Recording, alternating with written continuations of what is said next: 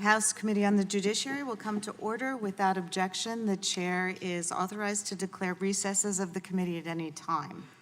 We welcome everyone to this morning's hearing on Securing America's Elections, Part 2, Oversight of Government Agencies. I will now recognize myself for an opening statement.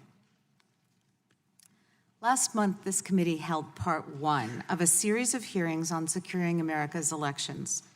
In that hearing, 3 witnesses who'd been jointly selected by the committee testified unequivocally that our nation's elections are under attack. Deborah Plunkett, former director on the National Security Council under both President Clinton and President George W. Bush, warned, "We must take bold, decisive, and expeditious steps to address cyber threats. We must treat election security as imperative for safeguarding our democracy." Secretary of State Kathy Boockvar from the Commonwealth of Pennsylvania elaborated, "Election security is a race without a finish line, and our adversaries are not slowing down." This testimony has been confirmed by the leaders of our intelligence community. Last month, the Director of National Intelligence testified that foreign actors will view the 2020 U.S. elections as an opportunity to advance their interests. We expect them to refine their capabilities and add new tactics as they learn from each other's experiences and efforts in previous elections. In short, there is no question that our elections, the cornerstone of our free and democratic society, are exposed. Protecting our nation's democratic processes from foreign attack must be among our top priorities, and we are committed to doing the work. Today, we have representatives from the 4 federal agencies leading the charge on election security: the Department of Homeland Security, the Federal Bureau of Investigation, the Department of Justice, and the Election Assistance Commission. At their core, elections are run at the state and local level, but our federal government must provide critical support to help states to defend themselves from hostile foreign actors. Protecting our elections requires a whole-of-society approach that relies on coordinated actions by government agencies at all levels, including the agencies represented here today. Federal agencies responsible for protecting our elections have made significant progress since 2016. These efforts are important and commendable, but significant vulnerabilities in our system remain.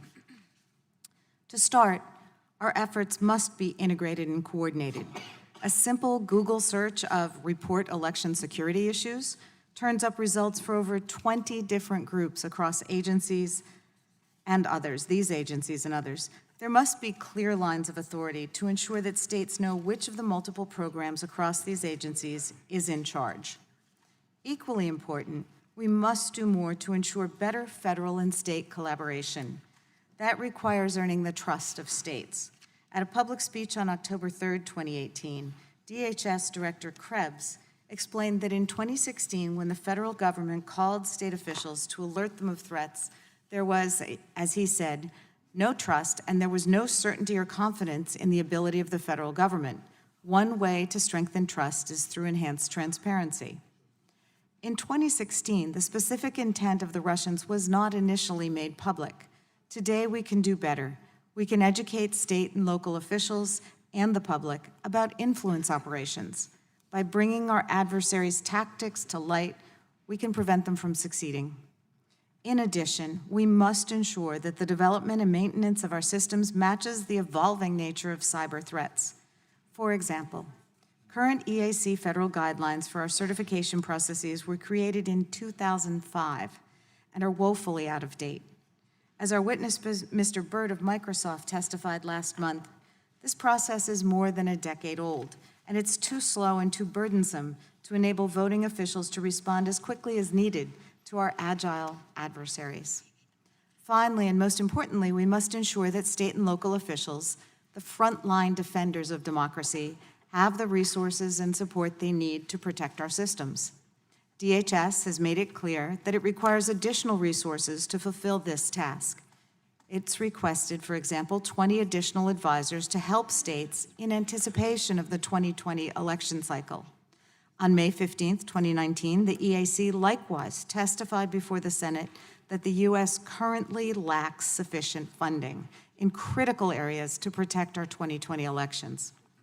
Unfortunately, however, President Trump and his administration, rather than listening to the warnings of federal agencies about the seriousness of the threat picture and requests for more resources to secure our elections, has done the opposite. The Trump administration has cut senior cyber positions, downsized by half DHS's election security teams, and proposed significant budget cuts to DHS's major election security program.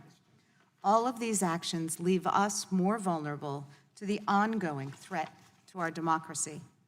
We will not let this happen. Elections cannot be a partisan issue. They must be an American issue.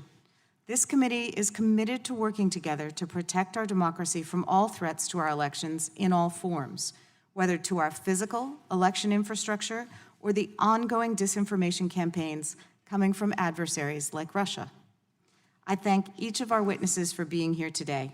My colleagues and I are looking forward to hearing your testimony about your ongoing efforts to secure our elections and what important work remains to be done.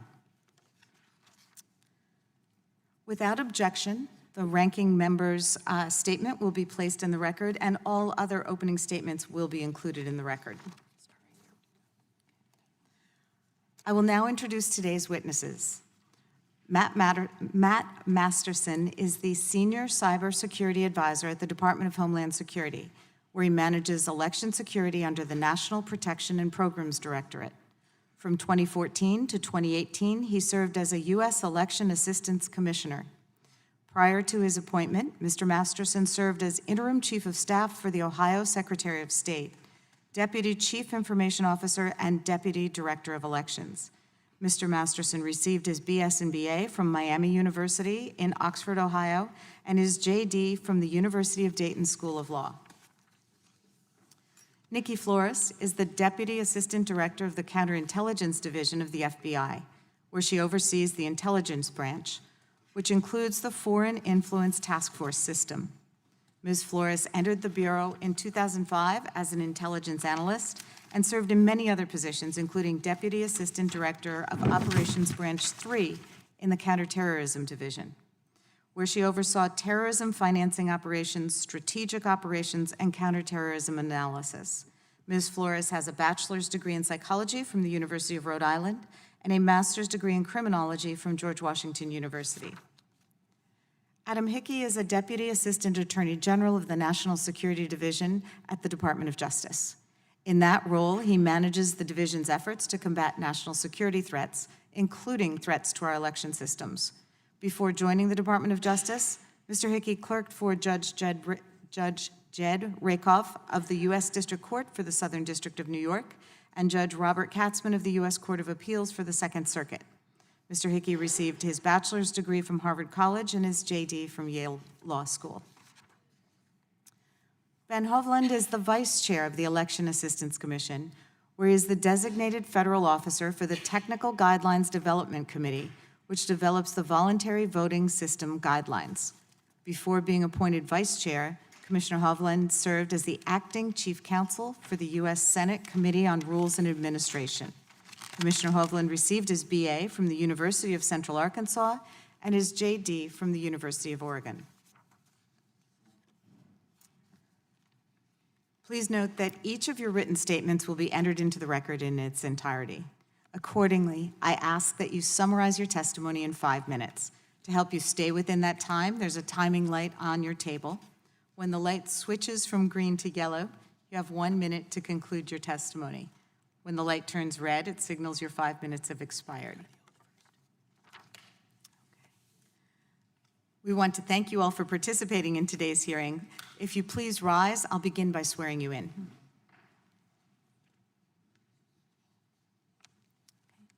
Do you swear or affirm under penalty of perjury that the testimony you're about to give is true and correct to the best of your knowledge, information, and belief, so help you God?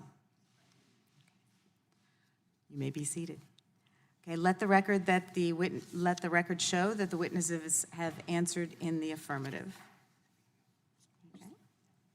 All right. Mr. Masterson, you may begin, and y'all have to push the button to turn your microphone on before you start. Thank you. Well, thank you, and good morning, members of the committee. Thank you for this opportunity to testify regarding the Cybersecurity and Infrastructure Security Agency's efforts to help secure our election infrastructure across this country. My name is Matt Masterson. I'm the election lead for CISA and the former chair of the U.S. Election Assistance Commission, as well as an election official in the state of Ohio.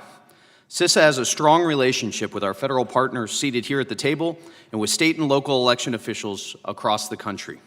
Our election-related mission is clear: to support election officials and their private sector partners to identify and manage risks to their systems. Elections are run at the state and local level by dedicated professionals across America's more than 8,800 election jurisdictions, and we work to ensure those officials don't have to defend themselves from sophisticated and persistent threats on their own.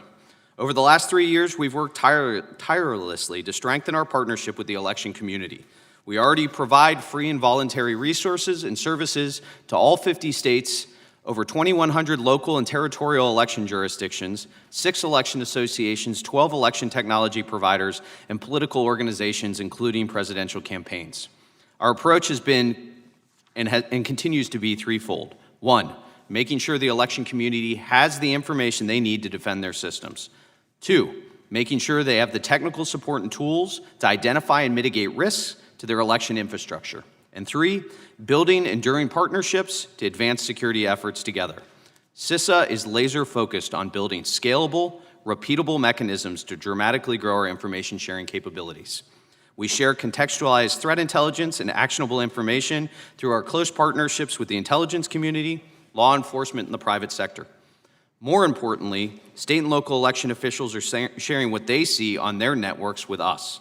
We deployed intrusion detection capabilities, or Albert sensors, to provide real-time detection capabilities of malicious activity on election infrastructure in all 50 states. Second, we provide technical support and services to election officials and vendors. As we refine our understanding of election officials' needs, we are shifting to capabilities that are quicker, less intrusive, and can scale to more jurisdictions. For instance, in 2018 and 2019, we deployed a remote penetration testing capability, thanks in part to the funding provided by Congress. This remote penetration testing capability allows us to identify risks and vulnerabilities to network-connected election systems without having to deploy teams into local election offices and without interrupting both their time and people. CISA has also been working closely with election technology providers to ensure that election systems and other technologies undergo testing to discover and fix vulnerabilities in their software. This scalability is critical because while our initial efforts in 2016 were primarily targeted at state election officials, we recognize the need to increase our support to counties and municipalities who operate elections.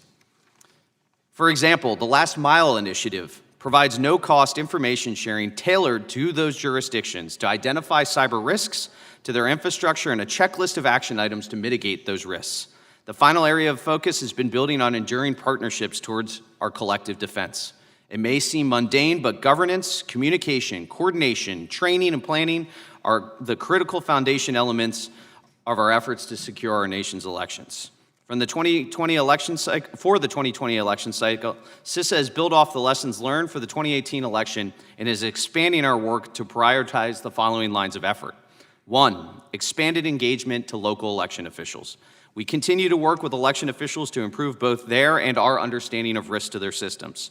For instance, in June of this year, we did our second annual Tabletop the Vote exercise, where 47 states, thousands of local election officials, the private sector, and federal government worked together through scenarios to share information and understand how we would all collectively respond to threats to our election infrastructure. With a better understanding of risk, we can identify and provide the resources they need to secure their election systems. CISA has expanded our level of engagement and sharing of best cybersecurity practices with political organizations as well, including the DNC and RNC.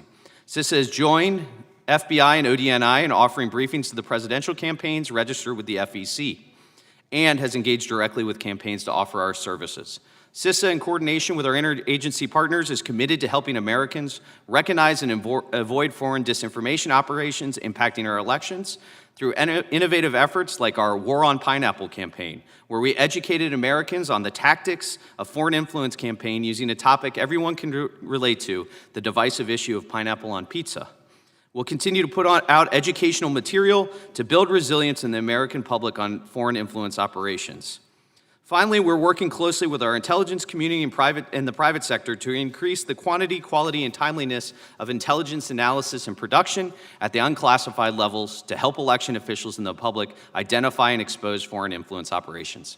We at CISA are committed to working with Congress to ensure our efforts cultivate a safer, more secure, and resilient homeland. Once again, thank you for this opportunity to appear before the committee, and I look forward to your questions. Thank you. Thank you very much. Ms. Flores? Thank you, and good morning, members of the committee. Thank you for the opportunity to appear before you today to discuss the FBI's efforts to secure America's elections. As you've just heard, I'm Nikki Flores, Deputy Assistant Director for the FBI's Counterintelligence Division. The FBI is the federal lead for identifying and combating malign foreign influence operations, which target U.S. democratic institutions and values. This also includes the investigation of election-related cyber intrusions and crimes. In order to achieve their strategic geopolitical objectives, foreign adversaries use malign influence operations to shift U.S. policy, distort U.S. political sentiment and discourse, undermine confidence in U.S. democratic institutions and values, or interfere with U.S. electoral processes. Most widely reported these days have been the attempts by foreign adversaries to discredit U.S. individuals and institutions through the use of false personas and fabricated stories on social media platforms. These operations have aimed to spread disinformation, sow civil discord, and ultimately undermine the confidence in our democratic institutions and values. Foreign influence operations involve a wide spectrum of activities. However, it is the subversive, undeclared, criminal, and coercive aspects of these activities that forms the basis of FBI investigative interests. It is why we talk about malign foreign influence. This is by no means a new problem. However, global interconnectedness and online anonymity have changed the character of the overall foreign influence threat and how the FBI and its partners must address it. In my role at the FBI, I oversee the Foreign Influence Task Force, or what we call the FITF. In the fall of 2017, Director Wray established the FITF to combat foreign influence operations targeting the United States. The FITF is led by the Counterintelligence Division and comprised of agents, analysts, and professional staff from the Counterintelligence, Counterterrorism, Cyber, and Criminal Investigative Divisions. Following the 2018 midterm elections, the FBI expanded the scope of the FITF. Previously, our efforts were focused solely on the threat posed by Russia. However, we now have units working to confront malign foreign influence operations, not just from Russia, but also from China, Iran, and other global adversaries. We have refined and focused our strategy. Through the FITF, the FBI takes a three-pronged approach to address this serious threat. The first prong focuses on our investigations and operations. The FITF works with the FBI's 56 field offices to open investigations with a foreign influence nexus. You might think of the FITF as a hub, with FBI field offices and its personnel as the spokes. Our investigative approach seeks to impose costs on our adversaries, specifically key influencers and enablers. Investigations with the cyber nexus are worked collaboratively with the FBI Cyber Division and cyber task forces.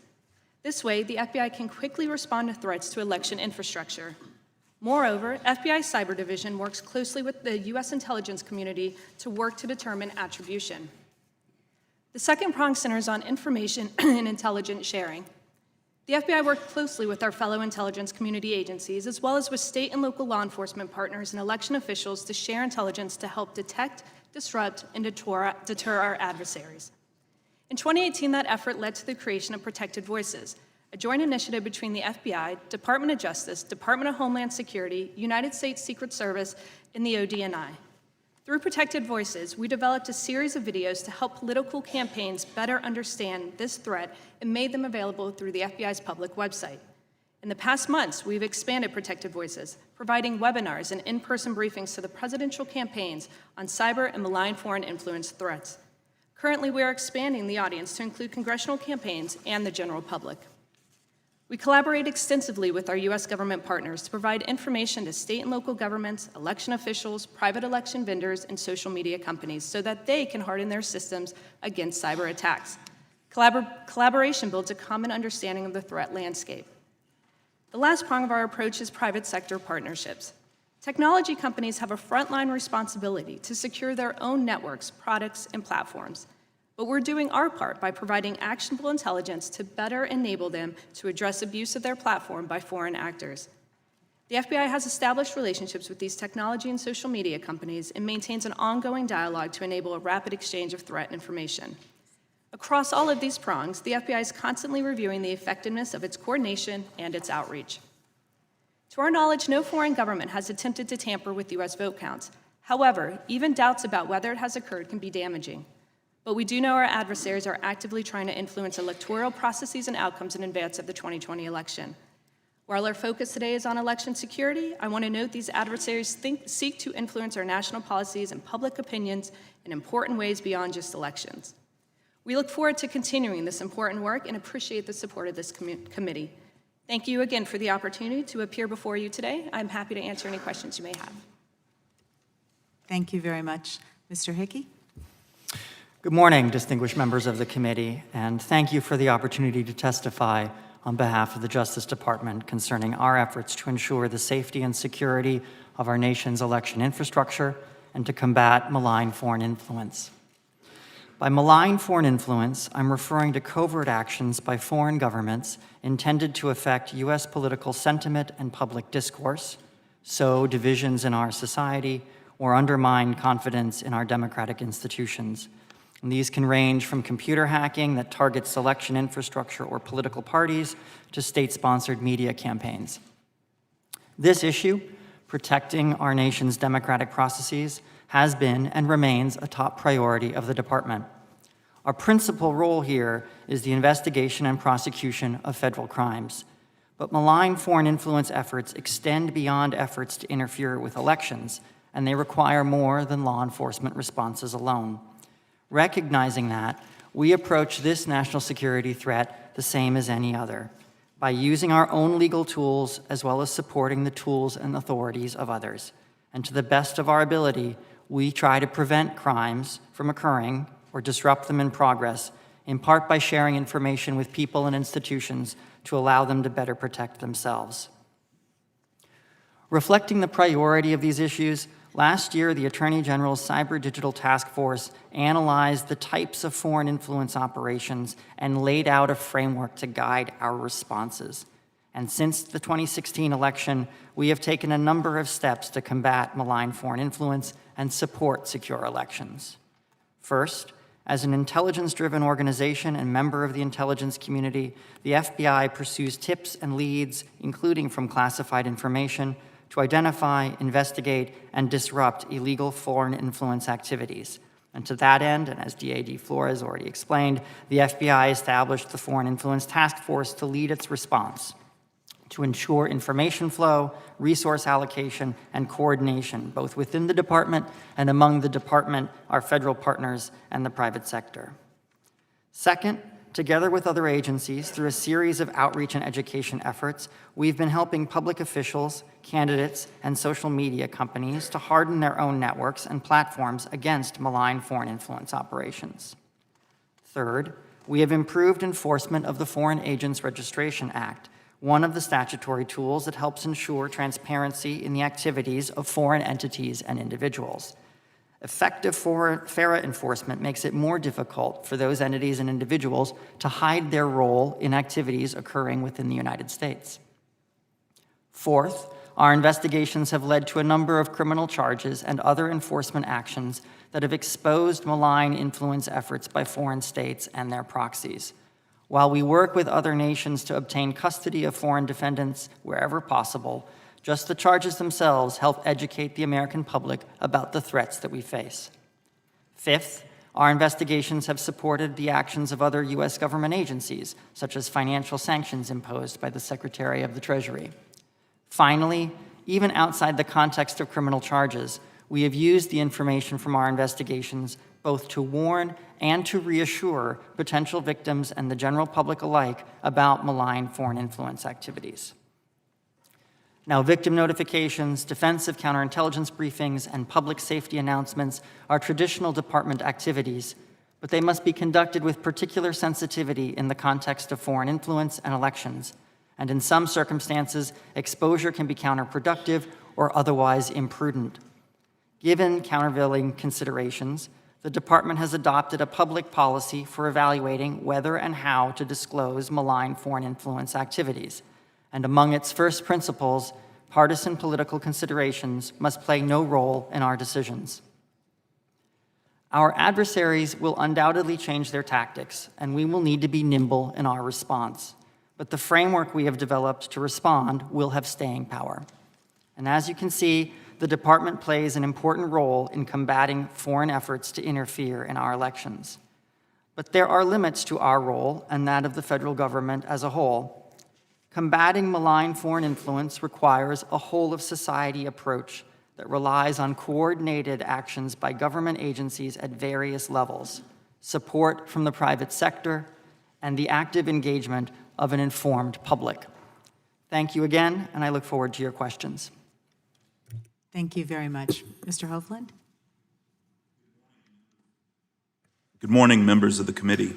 I thank you for the opportunity to testify before you this morning to detail the work of the U.S. Election Assistance Commission, better known as the EAC, to fulfill its mission under the Help America Vote Act, or HAVA. I also appreciate this opportunity to highlight the great work of state and local election officials around the country. As you know, our nation's elections are run at the state and local levels, with each of the 50 states and U.S. territories running elections in different ways. Election officials in over 8,000 local jurisdictions are ultimately responsible for conducting our elections, and their work truly protects and ensures the most fundamental pillar of our democracy, the vote. Since 2016, there has been an enormous increase in focus on the security of our elections, which is just one of the many responsibilities election officials must address. I'm pleased to report from my vantage point, the elections community has responded in an impressive fashion, considering the challenges we face. Nearly every conference I attend while traveling around the country has a substantial focus on security, and protecting the integrity of elections is a constant topic in meetings with election administrators, our federal partners, and external stakeholders. Even so, we need to ask ourselves a key question. Will that be enough if election officials do not have the sustained resources they need to defend our democracy against potential threats? The good news is that following the Department of Homeland Security's designation of election infrastructure as critical infrastructure, there has been a sea change in information sharing between the federal government and state and local officials. This includes the creation of a government coordinating council, which brings together state and local officials with federal partners, as well as a sector coordinating council, which has helped organize private sector vendors and nonprofit entities that support local election officials. We've also seen the creation of the Election Infrastructure Information and Sharing and Analysis Center, or EIISAC, which now has over 2,100 members, including every state chief election official's office. The deployment of Albert monitors, hardening of systems, increased trainings, and promotion of tabletop exercises around cyber events have all exponentially increased since 2016. The FY 2018 appropriation of $380 million of HAVA funding, which the EAC distributed within months of its allocation, has largely contributed to these improvements. It doesn't cover everything election officials need, but states have had the ability to essentially choose from a menu of reforms, improvements, and priorities that could address their most pressing needs and vulnerabilities. As Chairwoman McCormick testified earlier this year, the EAC projects that 85% of the FY 2018 money will be spent in advance of 2020. We've seen some states use the funding to replace aging or paperless equipment. Other states have replaced their statewide voter registration database or added additional security measures like multi-factor authentication. Some have hosted essential training and tabletop exercises ahead of 2020 to give election officials a hands-on experience that can help them prepare for various threats. One of my personal favorite uses of the FY 2018 funding is the implementation of Cyber Navigator programs. Essentially, the state recognizes that many local jurisdictions do not have the capacity or need for a full-time election cybersecurity expert, so the state employs individuals with regional responsibilities, and they provide technical assistance to several counties or municipalities. This is the kind of innovative program that will help bolster our cybersecurity defenses and improve how states conduct elections. It's also a model that the EAC would like to help amplify nationwide should our funding support such an effort. Unfortunately, not all the news is good. As you know, the threat of foreign adversaries remains real, and ultimately our state and local election officials do not have the resources to thwart a truly determined and sophisticated nation-state actor. That is why we must take action to build resilience here at home and implement policies that deter adversaries abroad, such as a real sanctions regime. Additional funding is crucial to allow states to continue to make necessary improvements that increase the strength and resiliency of our election systems. When we talk about election administration, we are talking about the infrastructure of our democracy. To make meaningful and lasting change requires a consistent investment over time. It cannot just be about 2020 or any one election, but about all of our elections going forward.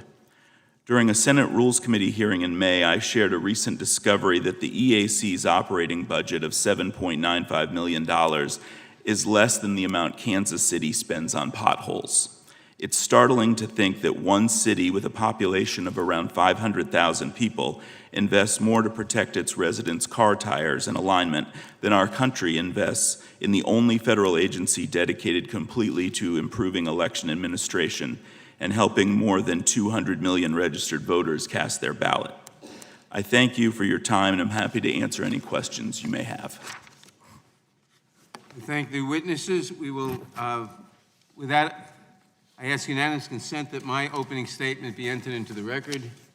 Without objection, we will now proceed under the 5-minute rule with questions. I'll begin by recognizing myself for 5 minutes. And let me thank, before I start that, we thank Vice Chair of the committee, Mary Gay Scanlon, for presiding while I was testifying at another committee. In 2016, our elections were attacked. 3 years later, our intelligence community has universally confirmed that foreign actors have redoubled their efforts and are preparing as we speak to attack our 2020 elections. Yet the President has blocked security efforts and cut programs designed to safeguard our elections. His Chief of Staff, for example, apparently issued instructions not to mention election security, quote, in front of the President. The President also has disbanded the Commission on Election Integrity, eliminated the Cybersecurity Coordinator position on the National Security Council, and dramatically downsized 2 teams fighting foreign election interference. The President's 2020 budget proposed cutting funding for the Cybersecurity and Infrastructure Security Agency, our main election security agency, even further. The President is handicapping our agencies from securing our elections. Most disturbing, the latest threat to our elections comes from the President himself. The President asked the foreign leader, President Zelensky of Ukraine, to interfere in our elections. This isn't the first time. In 2016, President Trump, then a candidate, publicly encouraged Russia to illegally hack his adversaries' emails. This past June, President Trump said on national television that if offered information on his adversary in 2020 from a foreign government, he would take it. And just this month, President Trump publicly suggested that, quote, China should start an investigation into the Bidens, close quote. I want to be clear. I believe it is unacceptable to ask foreign adversaries to interfere in any way in America's elections. If we ask other governments to interfere in our elections, if we undermine the public's confidence in the integrity of our voting processes, we are doing our adversaries' work for them. We cannot continue to undermine our own democratic values on the world stage. The President's own officials agree. Ambassador Sondland testified, quote, let me state clearly, inviting a foreign government to undertake investigations for the purpose of influencing an upcoming U.S. election would be wrong, close quote. Each of you sitting here today are responsible for protecting the integrity of and public confidence in our elections. So I'd like to hear from each of you in turn, yes or no. Do you think it is appropriate for the President of the United States to ask a foreign government to investigate his political opponent in the 2020 elections?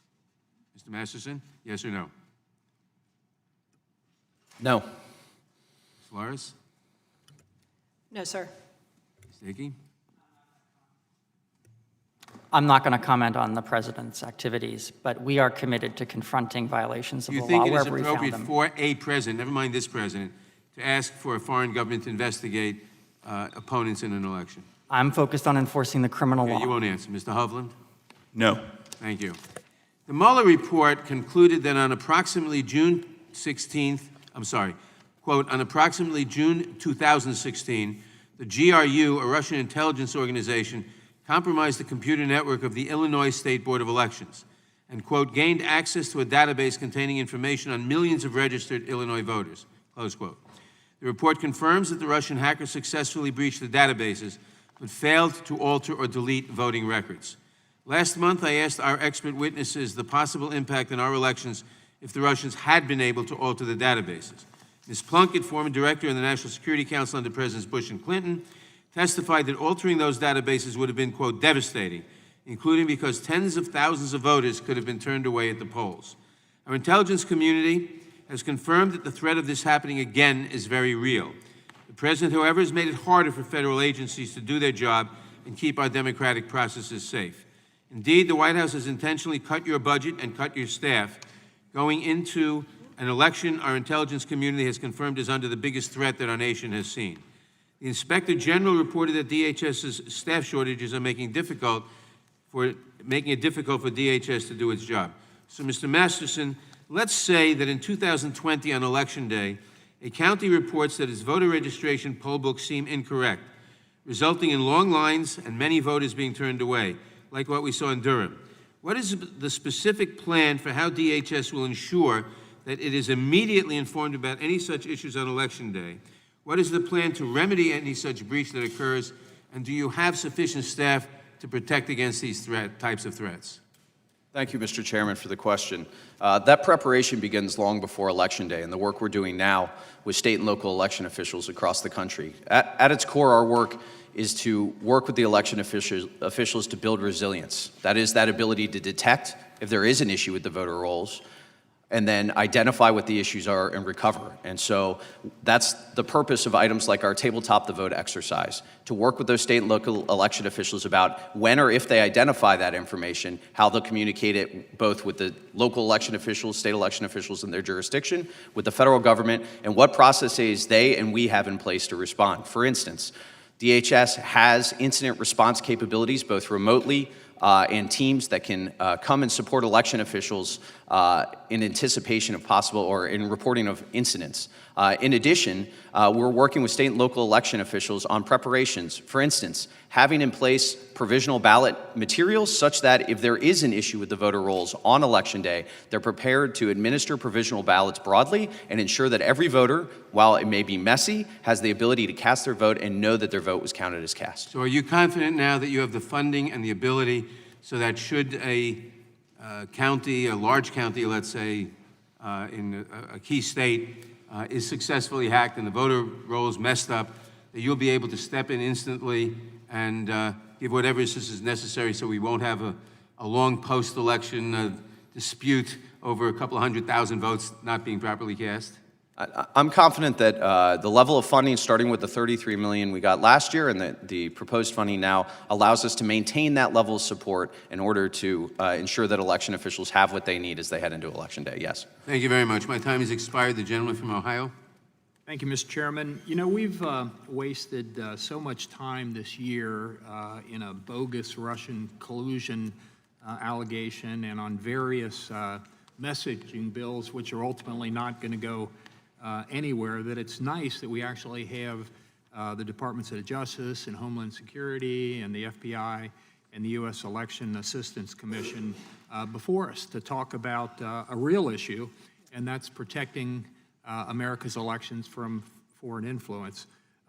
There are various pieces of legislation that would, I believe, help better protect our elections in the future. For example, I'm an original co-sponsor of H.R. 3442, which would deny entry into the United States any individual who interferes with our election. Let's hope that maybe this committee could work together in a bipartisan fashion to make sure our elections are once again the gold standard. What the rest of the world looks to is how you do it, how you get it right. We've generally been that gold standard over the years, so we need to get back to that. Ms. Flores, let me begin with you if I could. I'll start by asking a question that relates to H.R. 3442, the legislation that I just mentioned. What's the standard for determining what kind of content posted by foreign agent or agents that rises to the level of being a foreign influence operation? Is there a certain type of verbiage or rhetoric that the FBI looks for? And do you think engaging in such behavior online should bar an individual from entering the United States? Thank you, sir, for your question. So I'll start by saying that the FBI does not content or police information on the internet. That is certainly not our job and not something that we plan to get into. What we look at is actually known nefarious actors. So if we have identified a foreign actor who is participating in influence operations and as part of those operations seeks to propagate disinformation or post derogatory content, that is of investigative interest to us, but we absolutely do not start with content and work our way back. Thank you. Mr. Hickey, would you agree with that? And is there anything you'd like to elaborate on there? No, I think the DID got it exactly right. We focus on known actors and tip the providers in a way that helps them make determinations under their terms of service. Is there anything that the Department of Justice is doing to work with social media companies in advance of the 2020 elections? Principally through the FIDF, but we also support the FIDF's efforts and sometimes accompany them in working with the providers. Okay. Are there any other countries other than Russia that you have seen that, or that you believe is showing some interest in disrupting our elections in 2020 or in the future in general? We've spoken, and the IC has spoken about foreign influence activities, malign foreign influence activities from China, and we are certainly concerned about others. In the course of our FARA enforcement, obviously, we've seen actions by agents of other nations like Turkey and Ukraine. And this is to any of the witnesses. What was your agency's role in securing the 2018 congressional midterm elections, and what specific efforts were made in that effort? Mr. Masterson? Yeah, thank you, sir. Our role, as it is now, in helping to secure the 2018 midterm elections was to provide information sharing, support, and services to state and local election officials to help them manage risk to their systems. So we started by building those trusted relationships with those state election officials that are, I think, appropriately skeptical of a federal role in elections, and by providing value, right? That the information we provide, the services, help them identify and manage the risk to their systems. And so we're doubling down on those efforts for 2020 to reach those local election officials across the state. Cheryl in Jackson County, Ohio, how do we get to her and get her the information sharing she needs to manage risk to her systems? Thank you very much. And I'm getting close to being out of time, but Ms. Flores, let me ask you this. Would you agree that the FBI's reputation was significantly damaged by political bias against the president, President Trump specifically, that was exhibited by a number of top-level officials in your organization? Sir, I'm not going to comment on any damage or lack of damage to our reputation. Okay. Thank you. Well, I'll answer it. It really was. People like Peter Strzok and others, I think, very much damaged. And it's unfair to the rest of the organization because the FBI is truly a great organization, one of the best in this nation. Thank you very much. I yield back. The gentleman yields back. Let me just say for the record that I think Peter Strzok acted in the highest traditions of government workers. The gentlelady from California.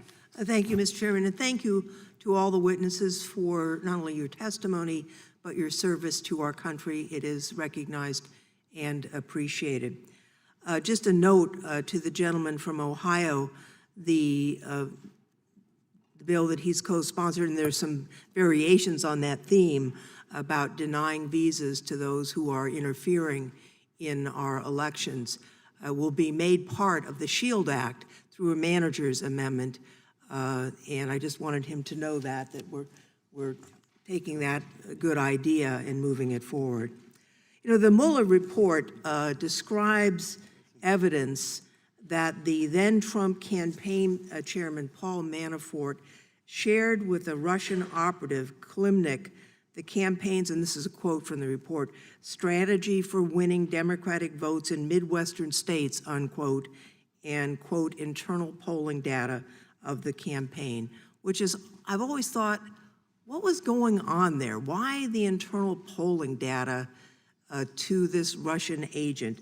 Ms. Flores, I wouldn't ask you to comment on that particular item because that's a fact, but generically, why would a campaign's internal polling data and strategy for battleground states be helpful to someone who was seeking to impact our elections? And specifically, what could a hostile actor do to such information with any campaign if they got internal polling data?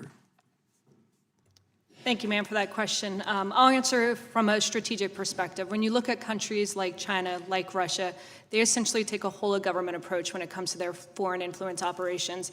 They're not only looking at our federal elected officials, they're looking at state and local elected officials as well, because any one of those individuals can potentially influence policy moving forward.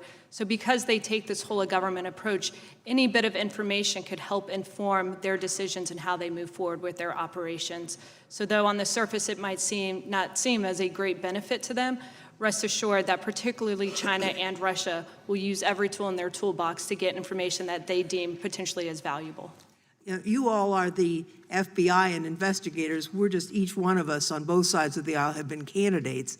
And one of the things we know is that you could do ads, but you couldn't, if you were interested in polling data, you couldn't do a poll without being caught.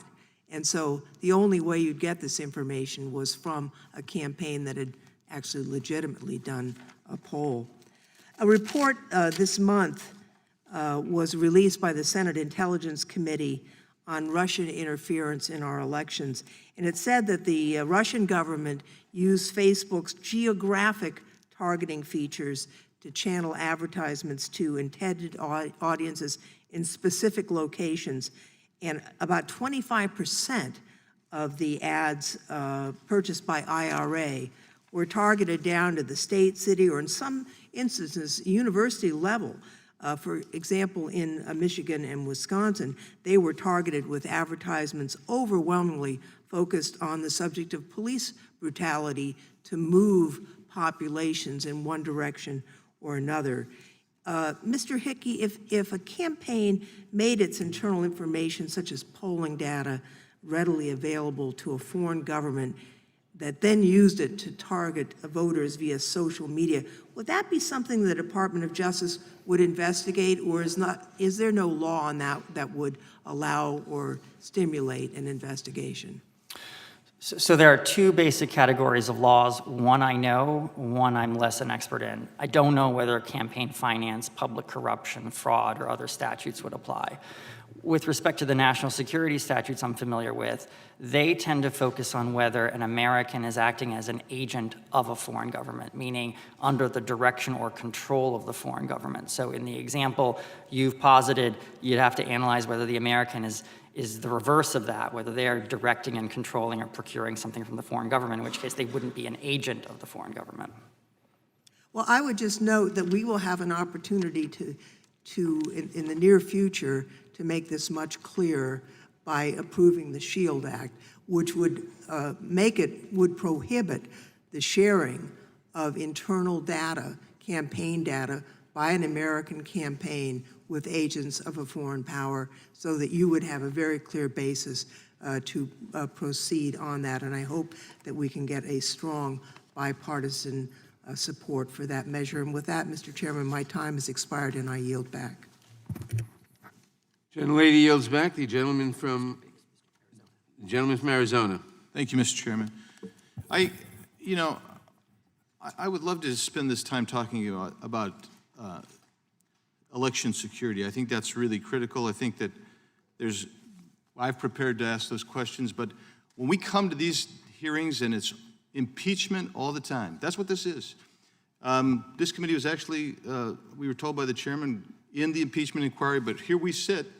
Well, if you want to ask the questions or you want to mischaracterize the telephone conversation, you probably ought to go try to get down into the closed hearing downstairs. But you know what? You can't get in, because I've tried to get in. So when I hear the chairman open up with his opening statement about the Ukrainian phone call and suggest that the president asked President Zelensky to interfere in the 2020 election, I've read the transcript. It's out there. It's for everybody to read.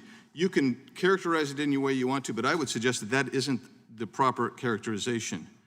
The telephone call itself mentioned CrowdStrike, Ukrainian interference in the 2016 election. And that was what President Trump was asking that President Zelensky look into. Now, when he mentions Biden, I mean, here's my question. We've got FBI here, we've got DOJ there. So here's my question for you. Do you think that a person who has admitted criminal conduct should have immunity from investigation because that individual is a potential political opponent in an upcoming election? What do you think? So I don't think, I think nations should follow facts and law where they lead in the course of criminal investigations, and do so honestly. Regardless of whether they're a potential political candidate or not. Regardless of status or without fear or favor. Right, so when I also hear, so the other thing that we're subjected to in this committee a lot is if I ask questions and the chairman doesn't like the responses or the statement I make, when I'm done, he will offer his comment on it. That's why he said Peter Strzok was represent the highest ideals or highest standards of the agency. That's really unusual because normally if he wants to make that comment, he's going to ask somebody else to yield some time to him so he can rebut the comment that he disagreed with. But that happens perpetually here because it's convenient. Got a mic, I'm the chairman, I can do whatever I want. But I would suggest to you, that's merely an opinion with regard to Mr. Strzok, because I think Mr. Strzok does exactly the opposite. His misconduct actually reflected poorly and has caused much division and heartache in this country. And that's just the way it is. So we've focused a lot on Russian interference in the in the 2016 elections, the malign foreign influence of the Russians. Are there other nation states that have engaged in 2016 and might engage in 2020 elections? So, sir, I'll hit on the one big country that we're focused on as we roll into 2020 outside of Russia, and that is certainly China. Make no mistake, China is aggressively pursuing foreign influence operations. They do it in a bit of a different tactic than the Russians. They certainly prefer a face-to-face interaction. They use economic levers. Their end goal is really to seed us as a global economic superpower. So as we roll into 2020, though Russia was certainly a threat in 2016, 2018, will continue to be so in 2020, we are also aggressively looking at China as well. Did you see other states in 2016 besides China and Russia involved? I would refer back to the ICA, sir. That was released right after 2016, I believe in 2017. In fact, in the 2018 midterm elections, DOJ and DHS found that there is no evidence to date that any identified activities of foreign government or foreign agent had a material impact on the integrity or security of election infrastructure or political campaign infrastructure used in the 2018 midterm elections. And that goes to what you said, Ms. Flores, when you said there was no hard evidence that actually any number or vote were actually changed through the system. Mr. Hovland, I've seen your biography. You previously worked on voter registration list maintenance in Missouri. Can you tell me a little bit about the importance of states maintaining lists that are up to date? Absolutely. Thank you for the question, sir.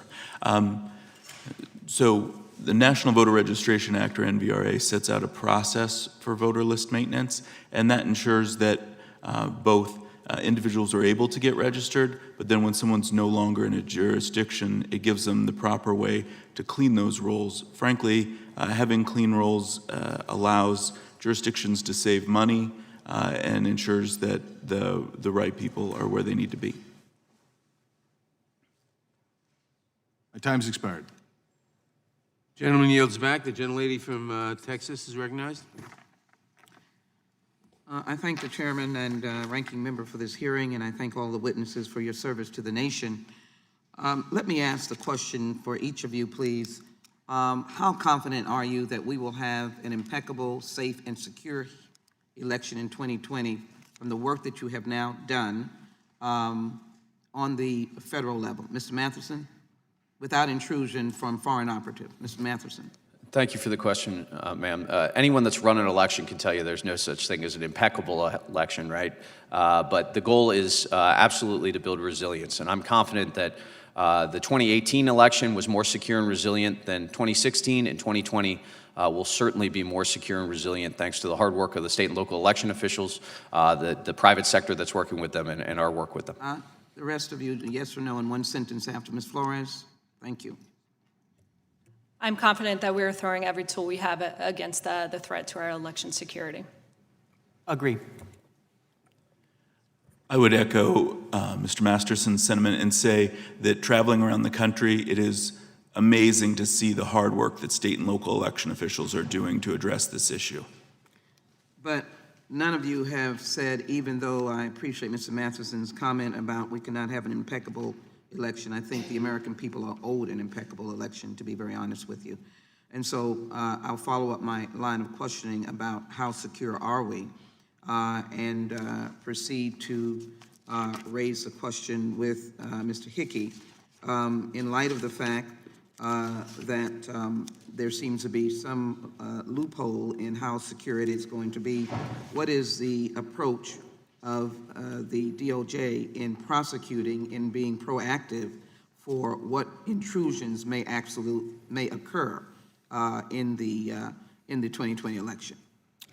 We will be very proactive, ma'am. I think one of the most important lessons coming out of 2016 and to the present is how we handle information that a state or a campaign may be targeted and getting what we'll call victim notifications to the right people and following up. And I think we're in a better position now than we were in 2016, both as a matter of policy and our sensitivity to the importance of that. Do you have a sufficient number of lawyers, DOJ prosecutors, and resources to be ready for the massiveness of the 2020 presidential election and other federal elections? I think we are well positioned. I think also the budget for 2020 includes additional resources for the sections I supervise that will improve our standing in that regard. I want to congratulate Congresswoman Loughran for the work of her committee on the question of shielding us from this kind of intrusion, and congratulate her for including my legislation that Mr. Johnson and I introduced in April of this year, H.R. 2353. The language in particular says if a candidate or any individual affiliated with the campaign of a candidate knowingly receives an offer for assistance with the campaign from a source the candidate or individual knows is a foreign power or an agent of a foreign power, the candidate or individual shall refuse the offer for such assistance and notify the Federal Bureau of Investigation of the offer not later than 72 hours after receiving the offer.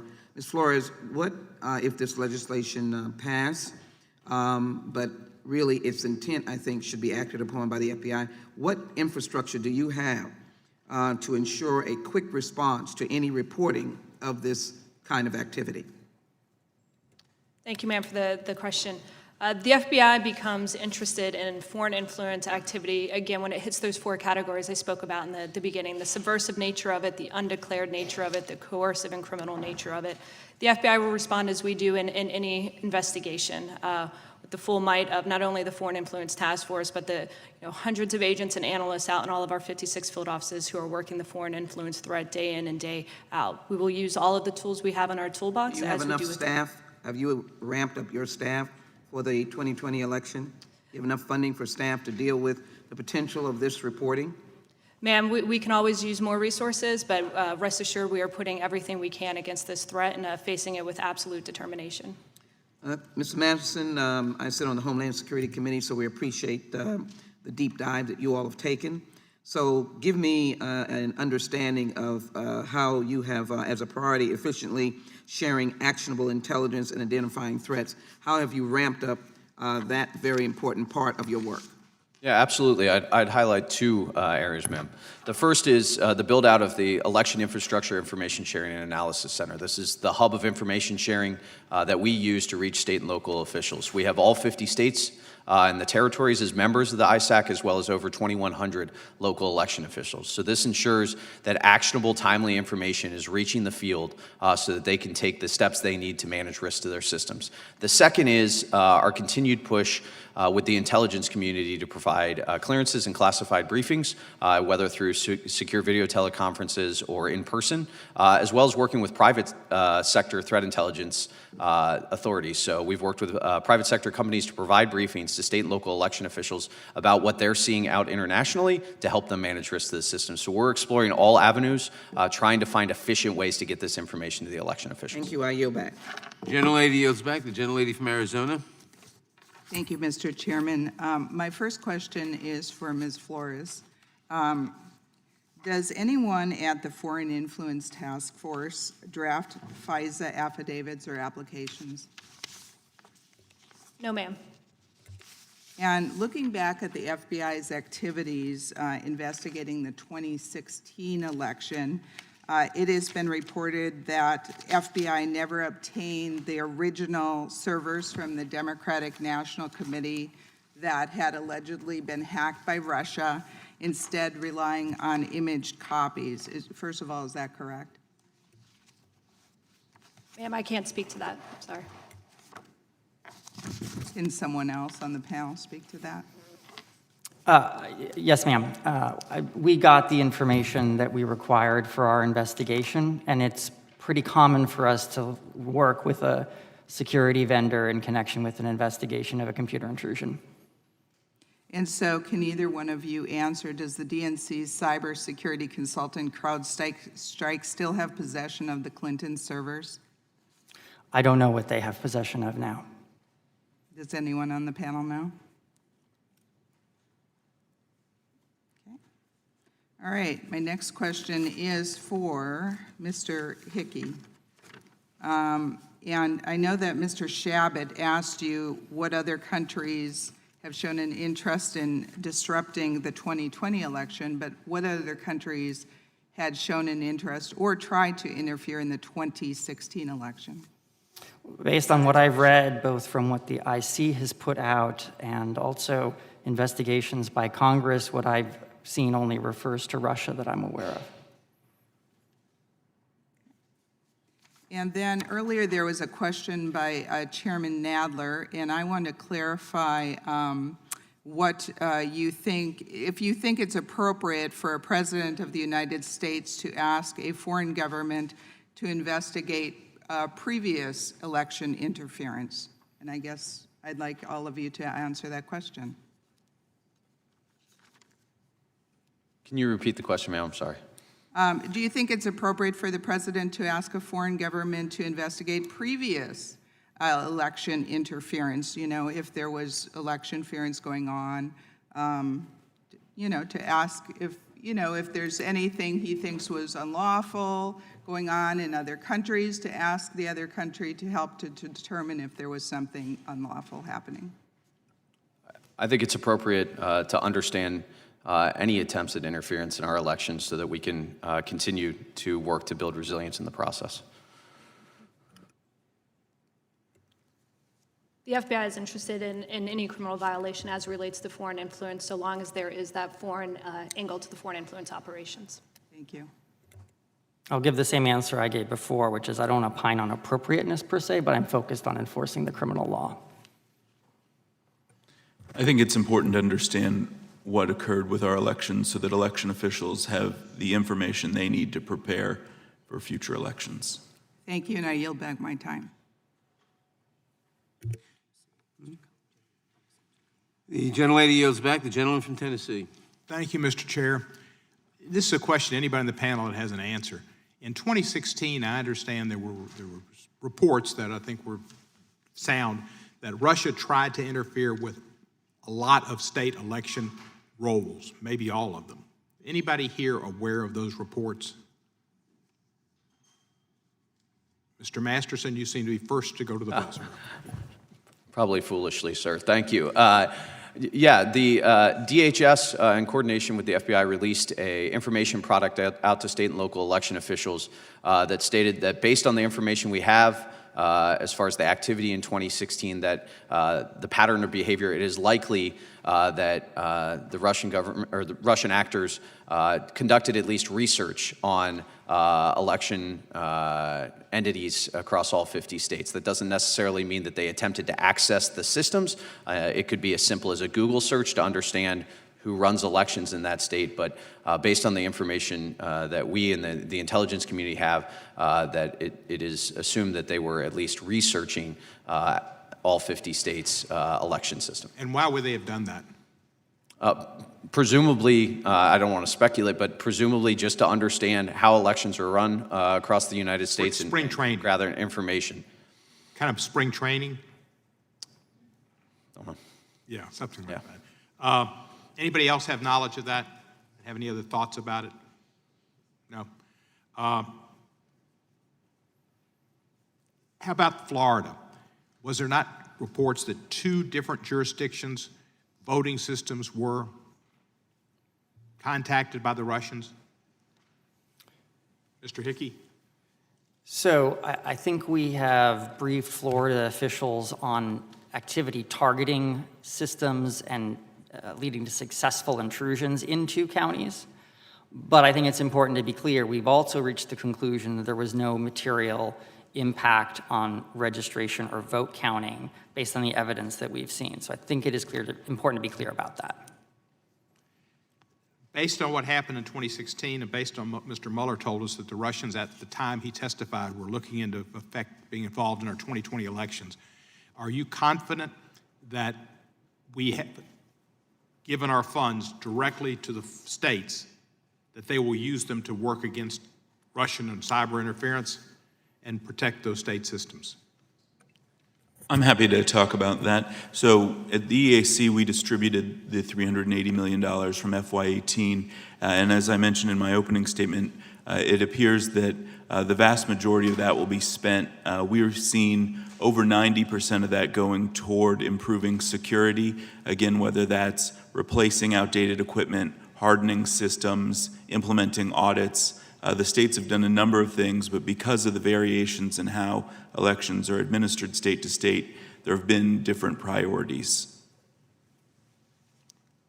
Mr. Masterson? Sir, just briefly on that, we worked with our Government Coordinating Council, which has 24 state and local election officials as a member, to identify priorities for that funding. What we've seen is states have taken that information, which is data-based on our work with the states on where risks lie, and used it to apply. And I'll give you a very specific example. Prior to the 2018 election, the state of Wisconsin deployed 2-factor authentication out to all of its local election officials for the statewide voter registration database, which may seem unremarkable until you realize they have 1,800 local election jurisdictions in the state of Wisconsin and almost 3,200 users of the statewide voter registration database. And so that's a very focused, targeted step, base level that they've taken and used the money. Let me ask you this, Mr. Masterson. Director Krebs has emphasized the importance of protecting the campaigns based on what happened in 2016 with interference with the DNC, the Clinton campaign, stolen emails, et cetera. He said, shame on us if we're not ready this time around.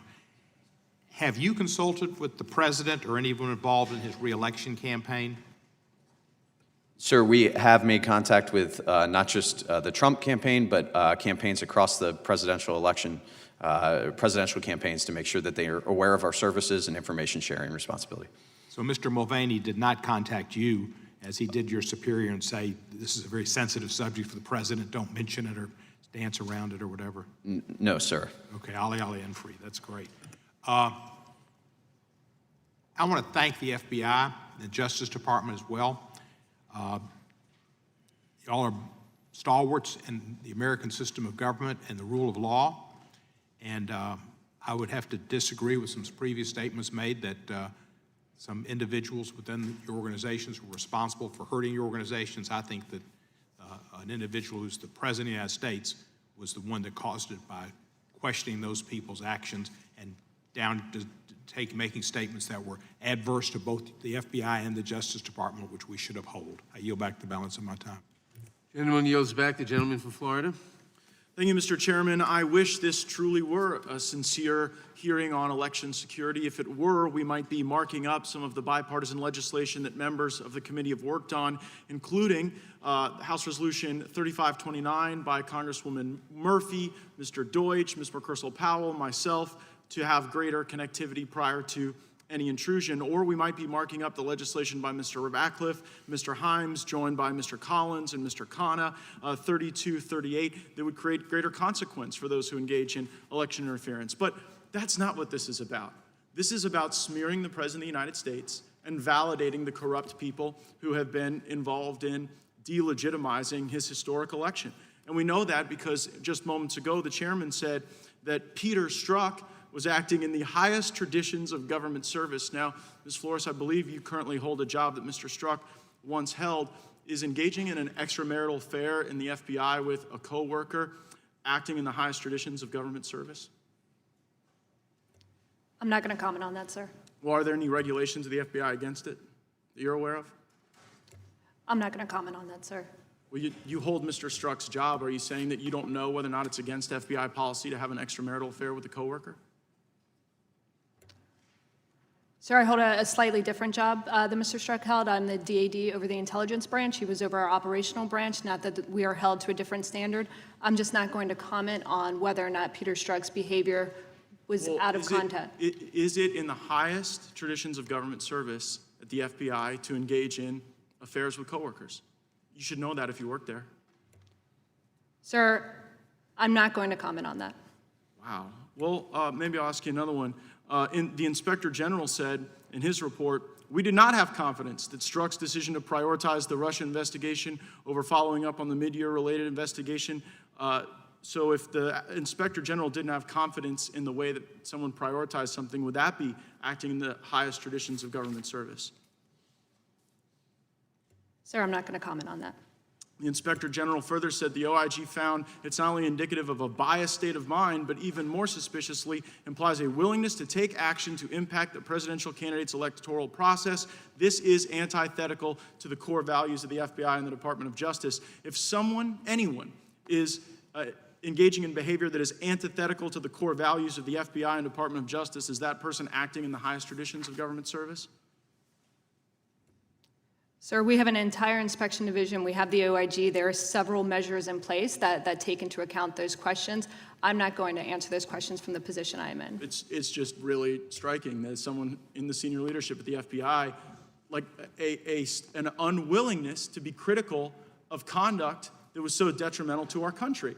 And as people all over America are looking at the corruption that negatively impacted our president and the institution of the presidency, it doesn't really inspire confidence that current officials from the FBI say, hey, you know what? It's a bad idea to be having affairs with your colleagues and to be undermining the trust that people have and to be prioritizing investigations over politics. But nonetheless, here we sit. And in fact, here we do sit. You know, it was more than a month ago, Mr. Chairman, that you announced an impeachment inquiry in this committee. And I believed you that our committee would be engaged in that process. But as we sit here today, 3 other committees are in the basement of the Capitol, conducting secret interviews, engaging in selective leaks. You got Chairman Schiff then coming out and having his theatrical re-performances of transcripts that didn't really occur. And you've got lies about contacts with whistleblowers. Now, regardless of how people feel about the president or this impeachment, one would at least think that if the chairman of the Judiciary Committee announces the launch of an impeachment investigation, that members of the Judiciary Committee might be willing to or able to participate in that investigation. But when I've gone to participate, when Mr. Biggs has gone to participate, when others have gone, we've been locked out. So it is my sincere hope, and I asked this the last time we gathered, that you would take up the cause not just of someone's partisan ambition to impeach the president, but that you would take up the cause of our committee and advocate for our ability to participate, because one can only suspect that the reason that the House Judiciary Committee has been dealt out of the hand on impeachment is because Speaker Pelosi didn't like the outcomes that were going on in this committee when the current chairman was running it. I mean, it wasn't a surprise to the country when you brought in Mr. Lewandowski. House Democrats looked like a dog that caught a car and didn't know what to do with it. When House Democrats brought in Robert Mueller, there were promises that this was going to sway the public. This was going to create a flood of support for impeachment. And that was obviously something that didn't hold to bear. And so please stand up for our committee, and let's stop with this busy work. If we want to mark up bills, let's mark up real bills. I yield back. Gentleman yields back. The gentlelady from Washington. Thank you, Mr. Chairman. I thank our witnesses for being here today. I would hardly call this busy work to protect our elections. So I wish our colleagues on the other side would be as concerned with election security. Back in July, the Senate Select Committee on Intelligence released its bipartisan report on Russian interference in our 2016 elections. Senate Intel found that, quote, Russian government-affiliated cyber actors conducted an unprecedented level of activity against state election infrastructure in the run-up to the 2016 U.S. elections, end quote. And they called for sweeping action to protect our 2020 elections. With Election Day just 378 days away, it's crucial that we move quickly. To my questions, all of you are responsible for various aspects of protecting our elections, and you're no doubt aware that a significant concern of securing our elections is that foreign actors will attack election reporting or the results of elections. Take the following hypothetical. Florida reports that candidate X won after counting the votes. The next morning, Florida election officials report that the results were tampered with, and in fact, candidate Y won. What is being done at the federal level to first prevent attacks on our election results, and second, if such an attack occurs, to ensure public confidence in the reporting of our elections? Mr. Masterson, let's start with you and then move to Flores, Hickey, and Hovland, please. Yeah, thank you, ma'am. And certainly election night reporting systems, which are the ones you're referencing, are an area that we've worked with state and local election officials to secure, to understand risk to. The first and most important thing to understand that all of the folks on the committee here understand is that election night results are in fact unofficial results, that there is a canvass process that goes on after election day. And so ensuring that voters have that information, understand the unofficial nature of results, and that there's an entire reconciliation process that election officials undergo following election night to ensure the correctness. The second is a top priority for us, and that's working with election officials to have auditability of the results and to ensure efficient and effective auditing of those results. That's absolutely critical to ensure not just the loser that they won or lost, but also to reassure the public that their vote was counted as cast. And so that's two areas of high priority for us, working with state and local election officials to empower them to talk to their voters about the steps they're taking, both to protect those systems, but to really offer reassurance and transparency on the back end. And I know election officials take that very seriously. Anybody want to add anything?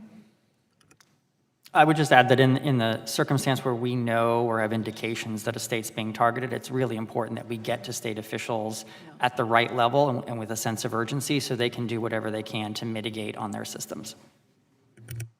Mr. Hovland?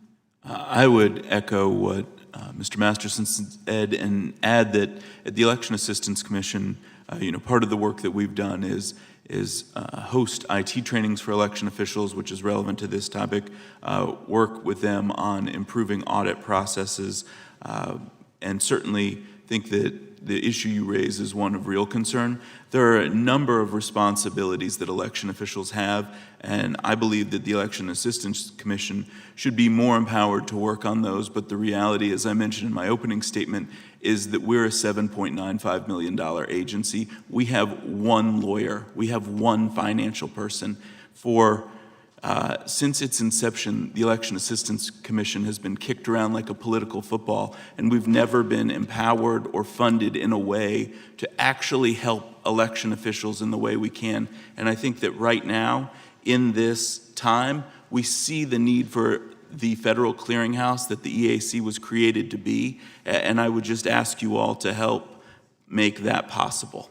Thank you. Thank you. Mr. Masterson, as a senior cybersecurity advisor, how have you engaged with local, state, and national media outlets to ensure that unofficial vote reporting is protected from malicious interference? What media networks specifically have you met with, and have any refused to meet with you? And what new measures are you taking in 2020 that weren't applied in 2016 and 2018? Yeah, thank you, ma'am, for the question. The first is that the Associated Press, the team that handles the election night results for the AP on election night, is a member of our Sector Coordinating Council, which is the private sector council that we work with on providing support and services, information sharing. So AP has been an active participant in that coordinating council to understand threat and risk, steps that they could take to secure their results reporting, and I know is taking that very seriously. Secondly, is we held a tabletop exercise with members of the national media prior to the 2018 election to talk about what are scenarios that could play out, how is information being exchanged not just with state and local officials, but social media companies, the political parties, and others, in order to ensure that media have access to the information they need before they report on results or other items. Heading into 2020, we anticipate engaging media outlets individually, and then having a tabletop exercise again heading into the 2020 election to work through those scenarios and ensure they have the information they need. Thank you very much. Gentlelady yields back. The gentleman from Virginia.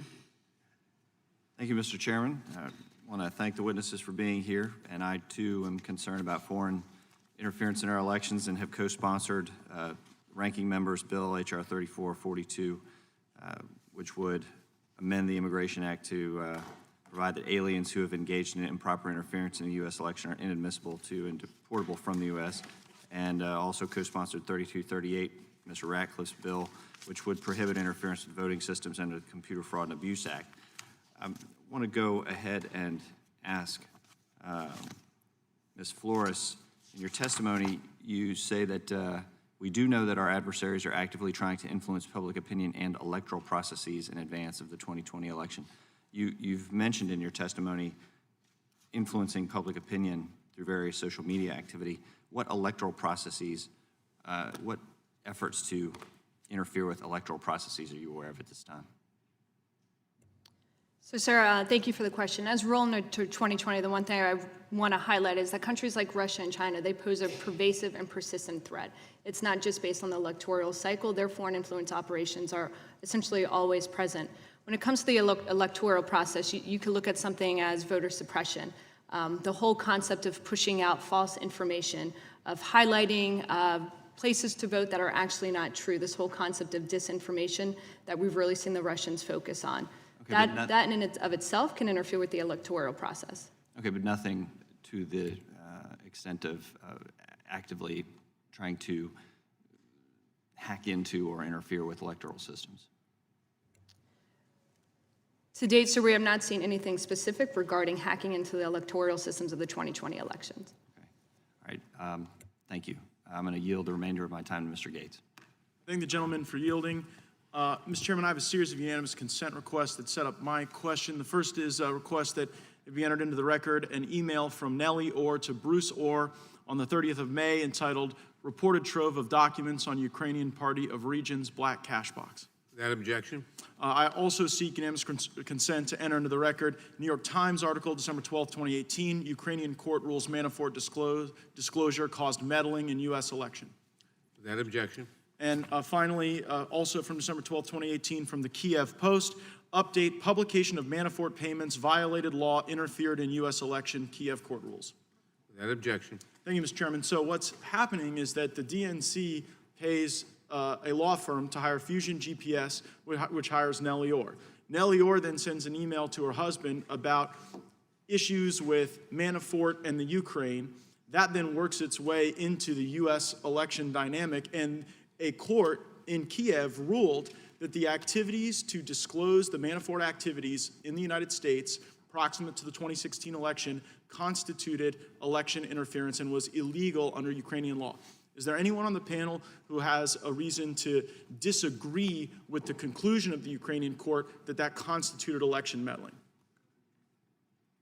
Okay, so no one has reacted, any basis to disagree with the Ukrainian court, and the record can reflect that. So my question to Ms. Flores is, what are we doing as a government to prevent future election meddling like that which Ukraine engaged in, where information was disclosed in the United States unlawfully in the foreign jurisdiction and then entered into the bloodstream of our politics?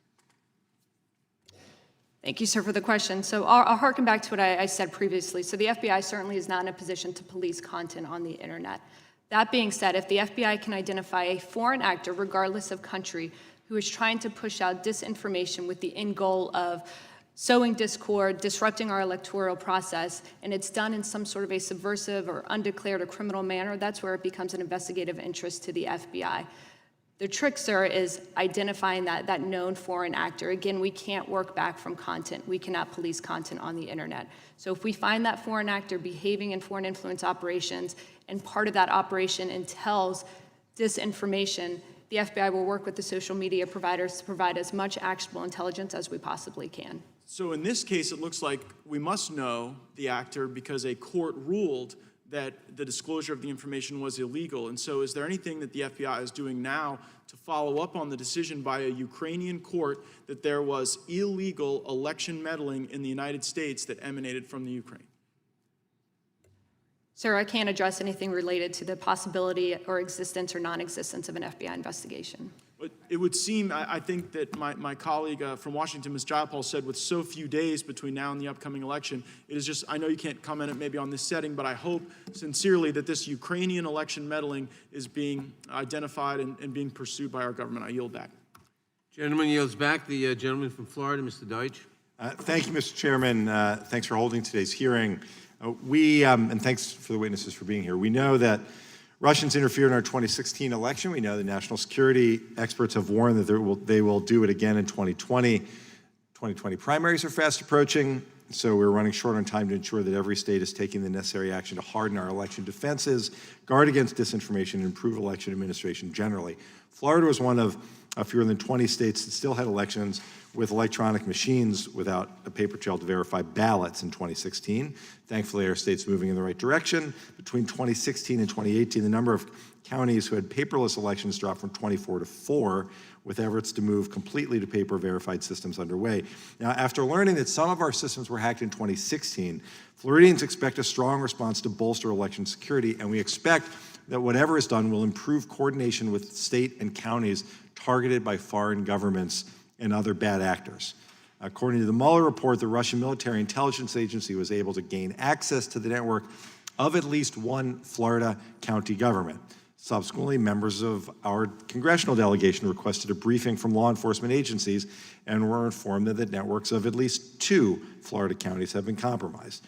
Most recently, a report by the Republican-led Senate Intelligence Committee suggests that as many as 4 Florida counties may have been successfully attacked. Apparently, no tabulation systems were accessed, only registration rolls. But whatever the number of counties impacted, we've got to learn the lessons of 2016 and guard against these vulnerabilities before next year's elections. Florida clearly has work that it needs to do, from hardening election systems to improving auditing procedures, but we can't do it alone. So, Mr. Masterson, certain breaches in 2016 were not immediately detected. What signs should election officials look for? What should they be trained to look for on Election Day to ensure that there are no undetected attacks? And how are you working with state officials to train them to detect such signs? Yeah, thank you for the question, sir. It starts long before Election Day, so you may be looking for those signs on Election Day, and I'll talk about our activity there. But there are indicators that election officials are aware of and can be attuned to. For instance, in the states that offer early voting, you may begin to see signs of provisional ballots or registration roll activity that's anomalous. The ability to detect that and investigate the registration rolls to see if there's any kind of anomalies there is important. So there are early indicators that can be gained through something like early voting. In addition, in your home state of Florida is a perfect example. The deployment of our Albert intrusion detection sensors across all 50 states' election infrastructure allows for real-time alerting to not just the election official, but to our Elections Information Sharing and Analysis Center regarding possible malicious activity targeting election infrastructure. And I'd note in the state of Florida, Florida was the first state to deploy those Albert sensors across all county governments. And so Florida is uniquely positioned for that kind of intrusion detection and alerting. In addition, having that auditability in place that you mentioned, those auditable records, I think in Florida there was less than 100 ballots cast in 2018 on auditable systems, and a drive towards complete auditability by 2020 is really critically important so that we can detect and recover from those. Thank you very much, Mr. Masterson. In our hearing on election security last month, the witnesses stressed the importance of treating elections as interconnected systems. We heard that any digital device that touches election processes must be safeguarded. Device security management should be centralized and streamlined. So I'd like to hear from each of the witnesses what your organization is doing to help centralize and streamline the election security process. Mr. Hovland, we'll start with you. Yes. So, essentially, at the Election Assistance Commission, we are participating in the Government Coordinating Council. We consistently work to put out best practices, but again, sort of our capacity, but beyond our statutory requirements, is very limited. As we have the World Series coming to Washington, I would note that if we were a Major League Baseball player, we would be the 173rd highest paid player. We would be a middle reliever. We have no lack of ambition to take on these challenges and help, but we need the resources to do it. Appreciate the World Series reference. Mr. Hickey. Sir, I'm going to answer a bit by analogy. We have a number of department components that touch election security. We've got FBI agents in the field and at headquarters. We've got prosecutors in the field. We've got public corruption prosecutors. We've got national security prosecutors. We've got computer crime prosecutors. All of them potentially touch this issue. And so it's on us to train them so they are aware of each other and coordinated. And that's what we're doing this week. At the end of the week, on the end of the month, the FBI is pulling together an all-hands meeting with agents from around the country to train them, including on how to react and relate to state officials when it comes to victim notification. Ms. Flores. Sir, thank you for your question. I would just stress again the creation of the Foreign Influence Task Force, whose purpose was to do just what you asked, sir, to coordinate the efforts across the enterprise as it relates to election security. We've got elections crimes coordinators across all 56 of our field offices whose primary goal is to interact with state and local election officials leading up to the day of the election. We've got our cyber task forces across all 56 of our field offices, and we're working to increase our CI task forces as well. But again, the Foreign Influence Task Force really is that hub that brings all of that effort together, again, leading up to, during, and after the election. Thanks. Mr. Chairman, can Mr. Masterson just quickly answer this question? Gentleman may answer the question. Yeah, thank you for the question, sir. Across CISA, the Cybersecurity and Infrastructure Security Agency, over a third of our employees in 2018 engaged in election security work across the United States. We have field representatives, protective security advisors, cybersecurity advisors engaging directly with state and local election officials. And then my team, the Election Security Initiative, is the hub of that information. So as we get reporting, as we get requests for services, we're able to quickly and efficiently serve the needs of the community in order to make sure they have the information or services to help to manage risks of their systems. Thanks for what you all do, Mr. Hovland. I hope we have a chance to talk about what additional resources would mean in this effort. Thank you, Mr. Chairman. Gentleman yields back. The gentleman from Texas. Thank you, Mr. Chairman, and appreciate the witnesses being here today. Ms. Flores, so did you replace Peter Strzok as Deputy Assistant Director of Counterintelligence Division? Sir, there are 3 deputy assistant directors in the Counterintelligence Division. My particular role is over the intelligence branch. Mr. Strzok was not over the intelligence branch. He was over one of our 2 operational branches within the division. But he was the one that was briefed by the Intel community IG about Hillary Clinton's private server potentially being hacked. Do you know why you were not included in that briefing? Yes, sir. I did not enter into this position until the fall of 2018. During the 2016 timeframe, I was in the Counterterrorism Division. Okay, so you came into your current position after Peter Strzok left? Yes, sir. Well, since the Foreign Influence Task Force is a headquarters component, I'm concerned that Peter Strzok ran 2 of the biggest cases in FBI history as headquarters special cases rather than the traditional way of running cases through field offices. Is the Foreign Influence Task Force running election cases from headquarters now? No, sir. Then can you tell us the reason they were doing so when Peter Strzok was there? So I cannot speak to why things were done or not done during Peter Strzok's time. I can just speak to currently what we are doing in the Foreign Influence Task Force, which is essentially program managing the cases across our 56 field offices. Well, I would think that since there's such a big deal about influence peddling in 2016, even though you came in after that you would be a little bit concerned about the influence peddling when Peter Strzok was there. Are you not? Have you not looked into that at all in your current position? Sir, my focus is on the 2020 elections and moving forward. The creation of the Foreign Influence Task Force happened in the fall of 2017. We're laser focused on the elections moving forward. So you don't think there's anything to be learned from looking at what occurred in the 2016 election to help you prepare for what's going on and could go on in the 2020 election? Really, you don't think there's anything to learn from history? So there are always lessons to be learned from history, and what we've learned in 2016, and I can speak strategically, not just what was happening in the FBI, was really a lack of coordination on the foreign influence threat across the entire U.S. intelligence community. We are now better engaged. We collaborate far more on a daily basis. We're working with our social media companies. All of this, lessons learned from 2016, lessons learned from 2018, and we're going to continue to put best practices forward as we move into 2020. Well, since you're concerned about 2020, were you aware of President Petro Poroshenko dispatching Olga Vilkova or any other Ukrainian officials to the U.S. to influence our election in 2016? Sir, I'm not familiar with that.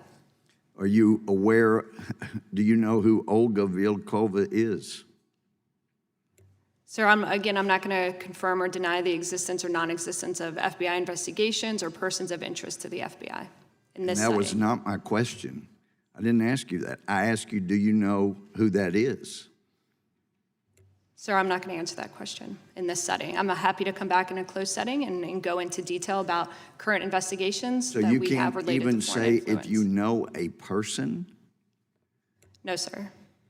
Do you realize you're supposed to be telling us about 2020 and you can't even tell us about whether you know anything about people involved in 2016?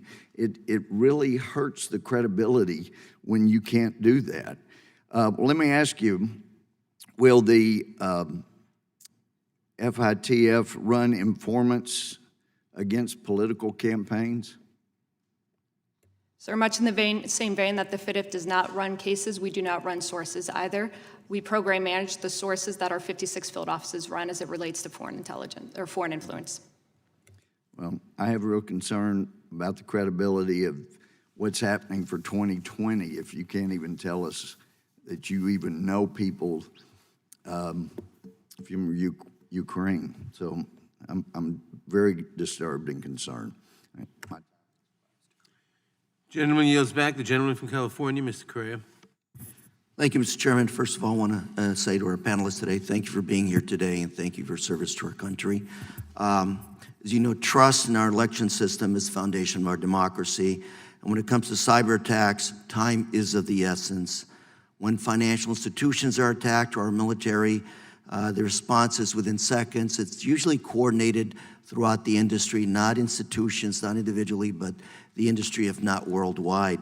So given the importance of America's democracy, I presume that we now, and Ms. Flores, you're talking about lack of coordination, I believe you said in 2016 among government agencies as being one of the lessons learned. I presume we have a system in place now to coordinate that kind of information when there's a cyber attack throughout federal government? Yes, no? Question to all of you. Sir, thank you for the question, and you're absolutely correct. As it relates to cyber incidents, we do have an extremely strategic plan in how we notify our victims. So simply put, and I'll certainly yield to my colleague from DHS to add on here, the FBI and DHS respond to incidents jointly. You can almost look as the FBI lead in essentially the threat response. If a crime has been committed, the FBI will open up an investigation. DHS is the lead for protecting and mitigating whatever vulnerability existed that led to the cyber intrusion in and of itself. So fine, let me interrupt you. So you open up an investigation, but a cyber attack happens within seconds. So how quickly, who's the lead, or if you don't have a lead, how do you get that information out to all of your investigative agencies, your defense task force, instantaneously? Do you have that system in place? Mr. Masterson. Yeah, sir. Thank you for the question. Following 2016-2017, one of our top priorities was to work with state and local election officials to establish communications protocols for exactly this reason. As you may be aware, in 2016, DHS, being new to the election space, didn't even know who to call in the states if need be. We now have points of contact in all the states. We have information sharing going to all 50 states. So you do have points of contacts with each and every state? Yes, and more importantly, they know how to share information with us, because the most likely people to report a cyber incident So you do are have the a owners specific individual at each state that you talk to? Yes. Is the information, are we talking silos here, or is the information a two-way street, so to speak? Do you have folks at the state level who you trust, who you can work with to make sure you're all sharing the information on a real-time basis? Absolutely, sir. Thank you for that question. We have points of contact and trusted relationships across all 50 states so that they feel comfortable sharing that information. And then we're able to take and not just respond to that individual incident, but take the technical information in that response and distribute it broadly across the entire election community so they can take defensive actions or look for possible compromises across the entire election infrastructure. And that's the biggest area of improvement since 2016 is the amount of information we're receiving from the state and local election officials on a regular basis, whether it's reporting or those Albert intrusion detection sensors. So if Secretary of State Alex Padilla from the state of California calls one of you and it's the wrong telephone, do you return his call immediately, or how does that phone call get channeled into the system to get a quick response? Yeah. Or is it even a phone call? Do you have a digital system where somebody, puts in types in an alert saying something's going on over here, a certain virus is being detected, so the rest of the country can essentially get on their toes? Yeah, so first of all, Secretary Padilla has my number and calls me regularly and is an incredibly active, engaged partner with us. You've described it exactly correctly. A report to one is a report to all across the federal government within CISA's Operations Center. We have members of the FBI, we have members of the intelligence community, we have members of our Election Information Sharing and Analysis Center sitting on our operations floor such that as reporting comes in, we're able to take that information, analyze it, support the victim, but then begin the process of sharing information broadly across the sector. Let me shift very quickly. It was mentioned earlier, the elections are not just about Election Day, but that election period in California, it's about 3 weeks, as well as other states. How do you assure that whatever you begin to detect 3 weeks out is something that you follow up on and is coordinated? Yeah, again, working through our Information Sharing and Analysis Center, as we get reporting, if there's additional facts, additional jurisdictions, we're able to coordinate that across the whole of government and look for those trends, look for that information that would connect to incidents. Final question for you. I'm out of time, but I've been to a number of elections. I've detected irregularities. I try to call my local DA. So in 2020, I'm out there walking door to door. I see something weird happening. Who do I call? Or do I Google your telephone number? So depending on the activity, we talked about coordination, yep. Private, public sector, individuals out there. Yeah. So from our perspective at CISA, one is you should report any anomalous activity to the local election official, the local election administrator, who can understand the activity you're seeing, remediate it. In addition, we worked with voter protection groups in 2018 and will again in 2020 to have points of contact on Election Day so that if there's reporting that indicates trends, we're able to respond, reach out to the election officials in coordination and understand what's going on. Mr. Chair, I yield. Gentleman yields back. I now recognize the distinguished Vice Chair of the committee and thank her once again for beginning the hearing in my absence. Gentlelady from Pennsylvania. Thank you, Chairman. Ms. Flores, on October 3rd, the FBI, along with DHS, issued an advisory to state election officials that the Russian government would be using voter suppression tactics to interfere in the 2020 elections, and obviously we're extremely concerned about that. Can you give us any idea about when the FBI learned about these Russian tactics and any gap in time between when the threat was identified and when the states were notified? Thank you for the question, ma'am. I cannot speak in specifics about the reporting. I'm happy to take that back for an after action, but I will say, as we roll into 2020, as we did as we were rolling into 2018, it is our goal, not just the FBI's goal, but across the U.S. intelligence community, to report threat information as quickly as possible to the audience who needs to hear it, taking into account certainly the sensitivity of the sources and methods of how that intelligence was collected. Okay, you've talked a little bit about the Foreign Influence Task Force that was formed in 2017, and I think you described how it was expanded after the 2018 election, and you described a growing list of foreign adversaries that you're looking at. Can you tell us what resources, can you describe the number of people who make up that task force and whether that's grown from 2017 to the present, and if you need additional people or resources to do that job? Thank you, ma'am, for the question. I'm not going to get into specifics about the actual number of individuals on the task force. What I will say is we certainly surge resources as we rolled into 2018. Our intention is that we, again, are going to surge resources as we roll into 2020.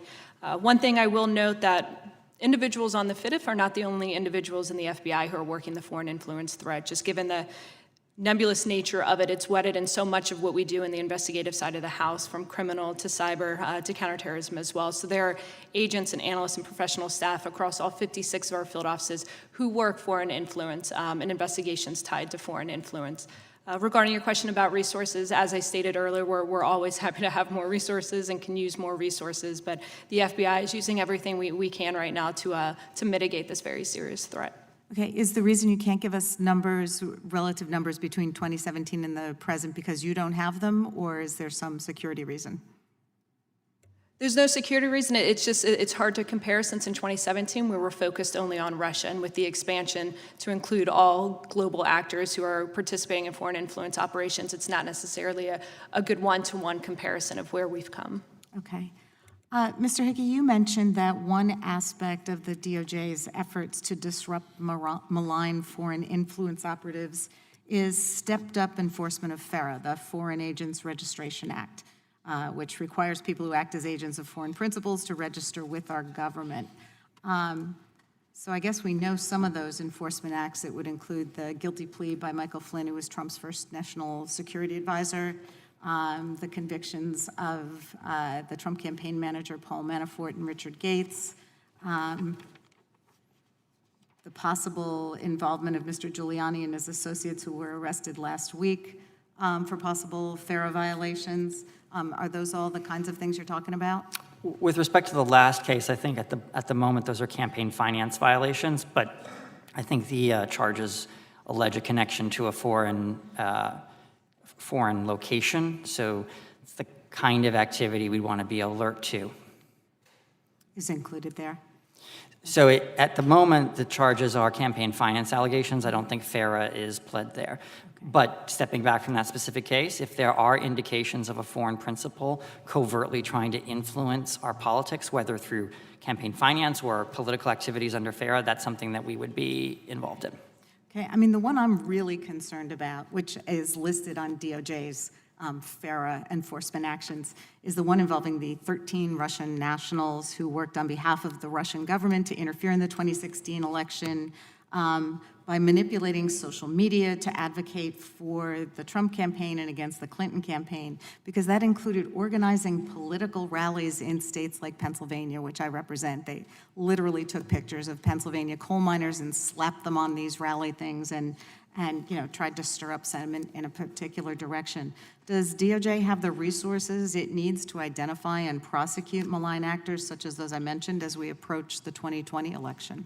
Well, indeed we do, because we use those resources to bring that case.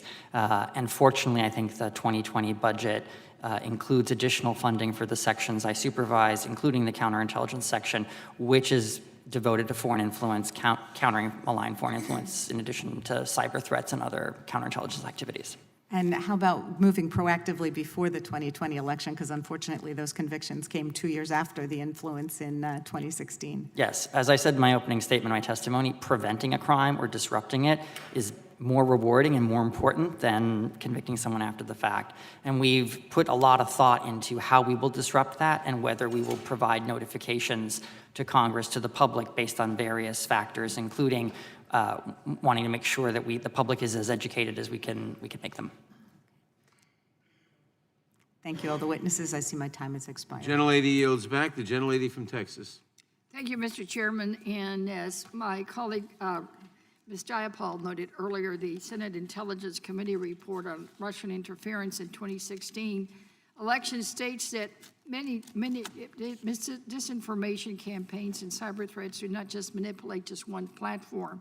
The information moves across various platforms, or a cyber attack threatens multiple companies. Network security and data integrity. There must be greater cooperation with the tech sector and between the tech sector and the government to address these issues. In fact, we saw today that Facebook removed a network of Russian-backed accounts that posted as locals, commenting on political issues in swing states, praising President Trump and attacking former Vice President Joe Biden. This is a familiar threat that we saw in 2016 and appears to be repeating as we approach 2020. The report we referenced recommends formalized mechanisms for collaboration that facilitate content sharing among social media platforms to defend against foreign disinformation, as occurred with violent extremist content. My question is to Mr. Masters and Ms. Forrest, and this is simply a yes or no. Have your organizations created a task force to coordinate cooperation between government and the tech sector as they did with violent extreme contests? So I'll defer to my colleague at the FBI as well, but yes, we're working within my team at the Election Security Initiative. We have a team working on countering foreign influence that works regularly with the social media and tech sector on these issues. And we'll be ready for 2020? Yeah, absolutely, yes. Okay, Ms. Ferris? Thank you, ma'am, for the question. So within the Foreign Influence Task Force is a significant effort to increase engagement with both the tech sector and the social media companies. Folks from the FIDF meet almost on a monthly basis with those companies. What we've tried to do is create a bi-directional relationship wherein we share with them actionable intelligence and threat indicators. They, in turn, share with us information related to individuals who have violated their terms of service. So it's certainly one of our primary strategies as we roll into 2020. But do you have a specific task force that helps coordinate all of that, or you're just leaving it up to each group to cooperate with each other? It's actually within the Foreign Influence Task Force. That's one of our goals, is to coordinate that engagement with social media companies as it relates to foreign influence. All right. So DHS's May 2019 report detailed the disinformation model, including false information operations, deepfake technology, and digital message creation attacks. Can you please describe the impact of these type of threats to our elections and what DHS is doing to combat them, particularly regarding misinformation about voter registration? Mr. Masterson? Yeah, thank you, ma'am. My team within the Election Security Initiative, starting in 2018, began working with state and local election officials to talk to them about ways to engage voters about disinformation around the elections process. Election officials see this regularly, whether through social media or other activity. It's not new to election administration. And so we wanted to work with them on a variety of products to help them engage the electorate on what to look for, but more importantly, how to empower themselves as voters, to check their voter registration status, to make sure it's up to date, to make sure they understand when and where to vote, what's on their ballot, how the election process works, and most importantly, to understand who the trusted voices in their communities are. Those local election officials and state election officials that have the information they need so that they can head to the polls with confidence.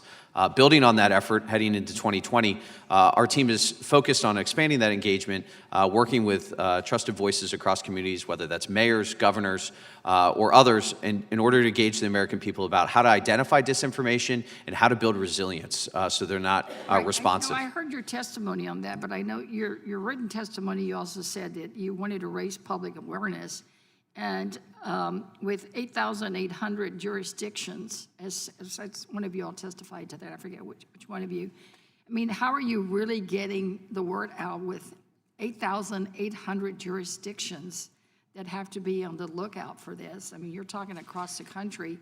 And when I saw, again, in one of y'all's testimony, I mean, I think you were focused on like a handful of states that you've done some of these tabletop exercises. So what are you really doing to make sure that all 8,800 election jurisdictions know how to detect, report, and work with you on these issues? Yeah, absolutely. Thank you for the question. So it's twofold. One is by building those relationships with the state election officials, they reach the counties too. So I mentioned in my testimony the last mile initiative. That's an initiative geared towards county election officials, specific to their jurisdictions about how to manage risk and threat, including how to talk to voters about the process and manage voters' expectations. The second is, and you mentioned the tabletops, it's not just the individual tabletops with states. We conduct national level tabletop exercises where thousands of local election officials, in coordination with their state election officials, so their chief state election official, participated over 3 days this year, and then next year we anticipate a high level of participation to talk through exactly what you said. How does information get shared? How do we push it down to the locals? And then how do they get it back up to us so that we have full awareness and can push broadly to the elections community to understand what is the threat or risk and how do they protect the systems? Thank you, Mr. Chairman. I yield back. General Eddie yields back. The gentleman from Colorado. Thank you, Mr. Chair, for holding this incredibly important and timely hearing. I also want to thank each of the witnesses for their testimony and also for your service to our country. I must confess I am disappointed by some, not all, but some of my colleagues on the other side of the aisle who chose to use their time impugning the integrity of former government officials instead of talking today with these distinguished witnesses about the subject matter at hand, which is protecting our republic in ensuring the integrity of our elections. And I realize that each of you in your respective departments work with a wide range of colleagues on precisely that, and I thank you for it. I reviewed the written testimony of each of the witnesses. Ms. Flores, in your testimony, you noted on page 3, and I believe you alluded to this in your verbal testimony, that in the run-up to the 2018 midterm elections, social media companies deactivated more than 1,000 inauthentic social media accounts linked to malign foreign influence actors. The companies made these decisions informed by dialogue and information exchanges with the FBI and other government agencies. And so I take from that that you have a robust relationship with the social media companies, both the FBI, the task force, and obviously other apparatuses of DOJ. I take that to be true. Is that a fair estimate? Yes, sir. Okay. And I very much appreciate the work that the task force and that the FBI and the other entities within our law enforcement community are taking, the steps that they are taking to protect the integrity of our elections. Part of what is the most disturbing for me and gives me the most pause, and I suspect some of my colleagues, is what you mentioned earlier, Ms. Flores, which is that it's happening in real time. Right? Foreign actors, by virtue of the disinformation and misinformation campaigns that they are engaged in, utilizing the ubiquitous social media engines that we all now use in our daily lives, they are changing the way Americans think and Americans interact with each other, the way in which we view public policy issues. And I'm sure you're familiar, there was a report recently, it was covered by CNN, from Graphica, the IRA copy pasta campaign issued on October 21st, 2019. Russian accounts posing as Americans on Instagram targeted both sides of polarizing issues ahead of the 2020 election. Are you familiar with this report? In title only, sir. In title only, okay. Yes, sir. Mr. Hickey, are you familiar with the report? Same answer. All right, and so just for the benefit, with unanimous consent, would ask that this report be submitted to the record, Mr. Chair. Objection. So I will just quote from this, and then we'll get to my question. On October 21st, 2019, Facebook announced the takedown of 50 Instagram accounts posting about U.S. social and political issues in the 2020 election. Facebook concluded that the operation originated from Russia and showed, quote, some links to the internet research agency IRA, the Russian troll farm that previously targeted U.S. audiences in the United States presidential election in 2016.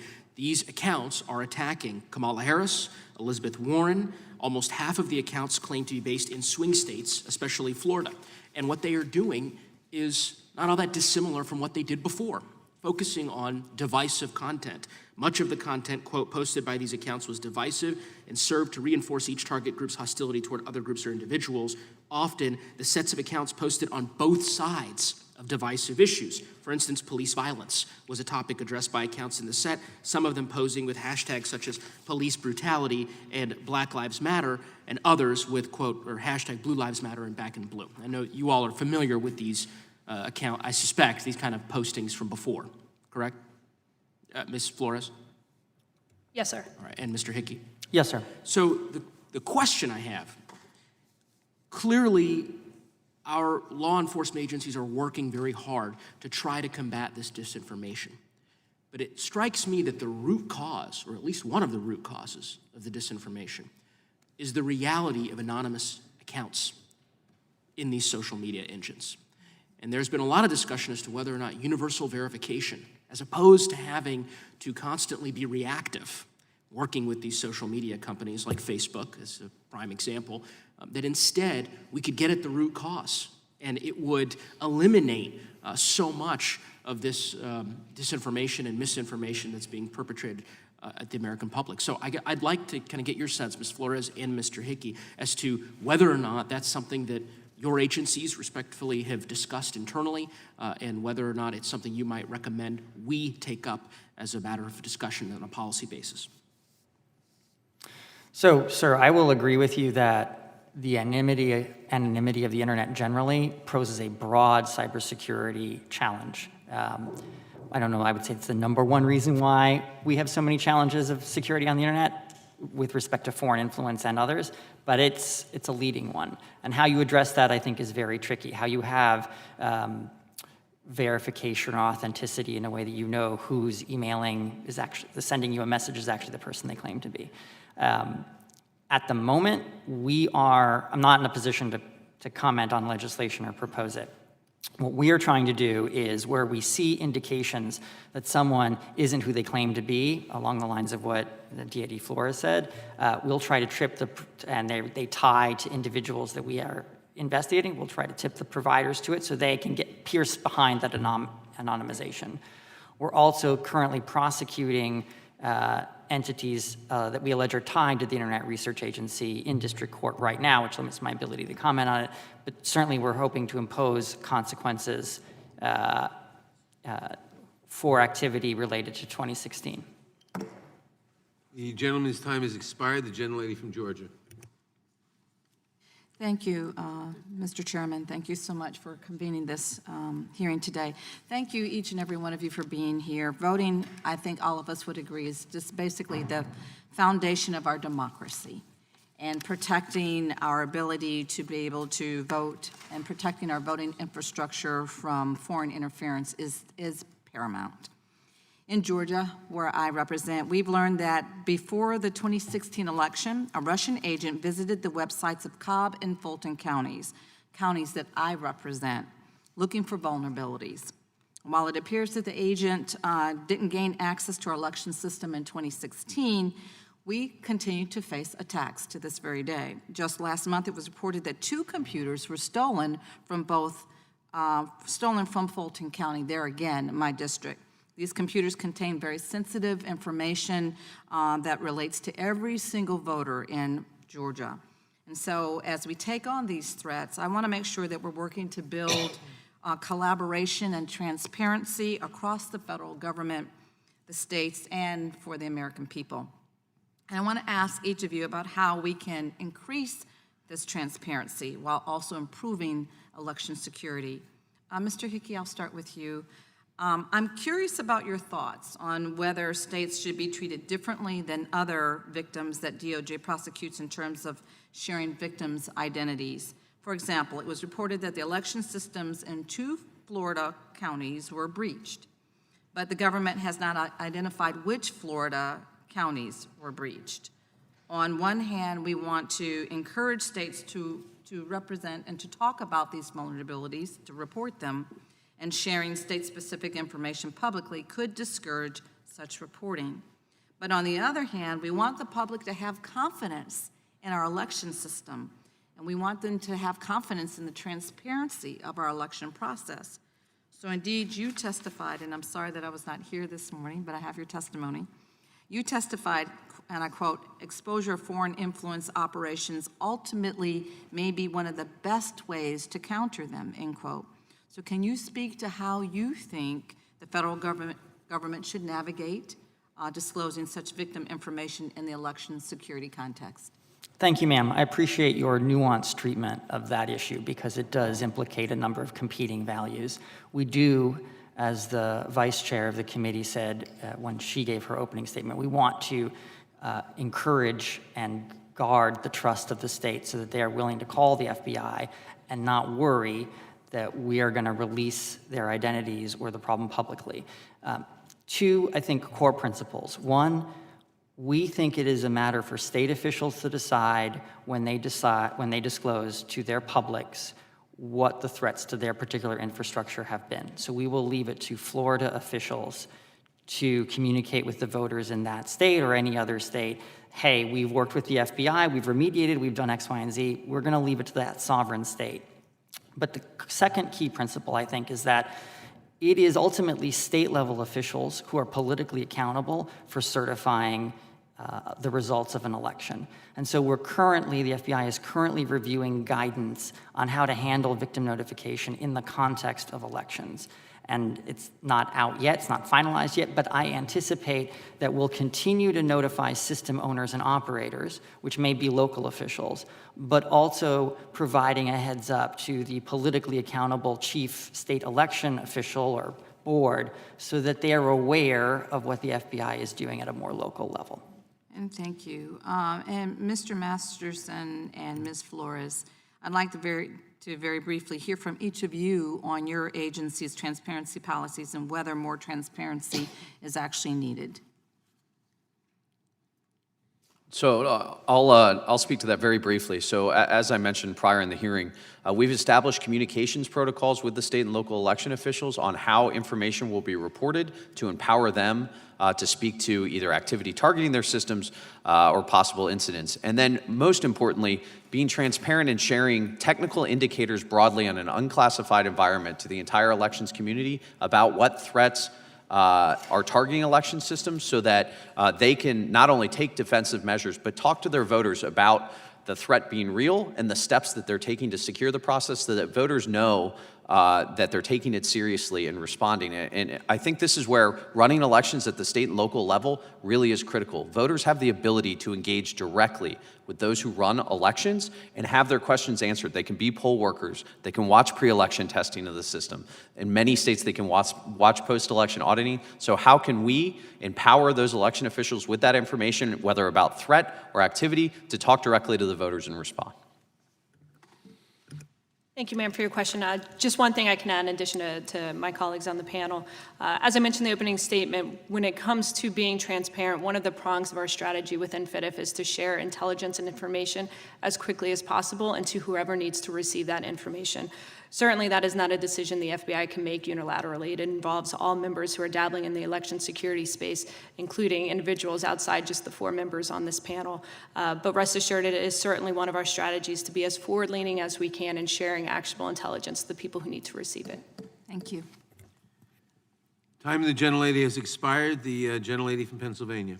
Thank you, Mr. Chairman. And I want to sincerely thank all of you for being here and representing to us the important work you're doing to protect our elections. We take this very, very seriously, and I can see that you do too. So for the viewing public, you know, we have the Department of Homeland Security, we have the FBI, we have the Department of Justice, we have the U.S. Election Assistance Commission. You're so important in the front line, and we are here to partner with you. I'll start this question kind of quickly to direct to Ms. Flores. On October 8th, just this month, 2019, the Senate Intelligence Committee published its second volume of its investigation on Russia's interference in the 2016 elections and the U.S. government's response to that attack. The report concluded that in October of 2017, the Counterintelligence Division at FBI tasked an outside contractor to identify Russian influence activity on Twitter. As the report explains, that suggests, quote, FBI either lacked resources or viewed the work in this vein as not warranting more institutionalized consideration. Ms. Flores, the Senate committee's report is concerning. Do you believe you have enough resources at FBI to investigate and protect our elections? Thank you, Mayor, for that question. As I've said, we can always use more resources, but that being said, we're throwing everything we have against the foreign influence threat. We've shifted resources to the Counterintelligence Division for that very purpose. We continue to engage with all 56 of our field offices to ensure that they are tracking the threat as closely as we are within the FIDF. So are you how often are you using outside contractors, or are you moving away from that, particularly in the issue of election security? Ma'am, I can't speak specifically on the use of outside contractors within our workforce. We do have contractors throughout many parts of the FBI. I can't speak specifically as to how many are working on the foreign influence threat. I can certainly take that back, though. Okay, yeah, we'd love that information if you could share it with us. Can you tell us whether or not we have ever or would ever use an outside contractor from, say, Russia, Iran, China, North Korea? Do you know? Ma'am, I would defer that question to our Human Resources Division or our Security Division. Okay, we'll follow up. I'd like to ask each of you the same thing. Do you have adequate resources at each of your departments, and do you use outside contractors? Maybe we'll start, Mr. Masterson. Thank you, ma'am. We have the resources we need to build on the success that we had in 2018 and continue to support state and local election officials. Certainly with more resources comes greater capacity and responsiveness, the ability to increase support from the EI-ISAC or build on something like remote penetration testing. But we certainly have what we need to build on the success. And I defer you also to human resources and security on how we vet. Mr. Hovland. I would say that the Election Assistance Commission absolutely does not have the resources that we need. I would also echo that the FY18 $380 million that went to the states, well, that was a great first step. It did not provide the states with the funding levels to solve all of the challenges that they face. As I mentioned earlier, we've seen people prioritizing from a menu of options, but there are a number of things that state and local election officials could do, and additional funding is crucial to help them do that. We'd love that information. Thank you for sharing that with us. Mr. Hickey? Ma'am, briefly, the 2020 budget would increase funding for the counterintelligence section, which I supervise, which would help in our efforts to confront malign foreign influence and nation-state-sponsored hacking.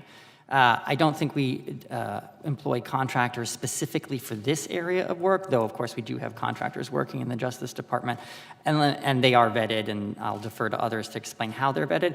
But I will say choosing contractors sometimes reflects our judgment. They're folks with particular technical expertise that we can bring on and use them. So in our foreign investment security reviews, we have contractors on board, and we use them because they have particular experience that we as lawyers don't have. Do you use any foreign contractors from, say, Russia, China, Iran? What I do know is that we vet contractors, and they have to be screened for a security clearance. So I can't speak to their nationalities, but I know they would be vetted. Okay. And what's concerning to us, or to me, is that the President's fiscal year 2020 budget proposal would cut funding to CISA.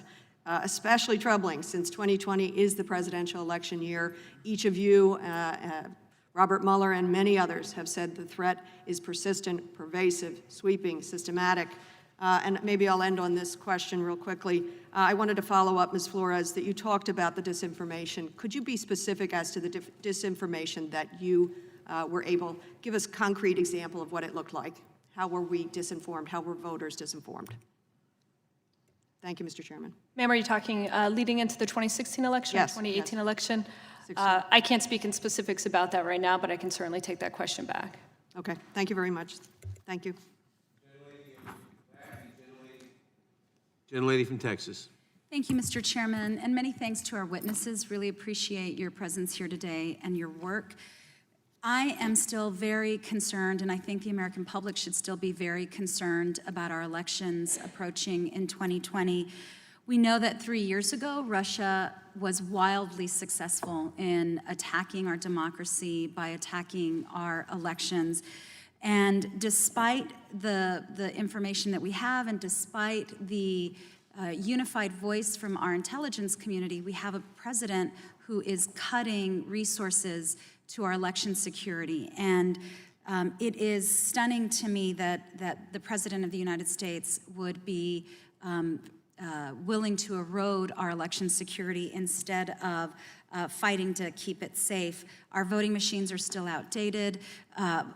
Many of the vulnerabilities still remain today, and so we should all be very concerned, and I hope that you all will continue your work to confront the obstacles ahead of you and to inform the American public. With that said, we know that Special Counsel Mueller's indictment against several Russian entities noted that one of the ways that they interfered with our 2016 elections was by encouraging minority voters not to participate in elections. In fact, the Pew Research Center found that in 2016, African American turnout dropped by 20%, despite the fact that we had record turnout in the country. The report detailed the complex strategies Russia used to target the African American community and to discourage African Americans from voting. Starting with Mr. Masterson, for each one of you, please, what steps specifically are you taking to combat interference efforts to discourage minority groups from voting, and are those steps sufficient? Thank you for your question, ma'am.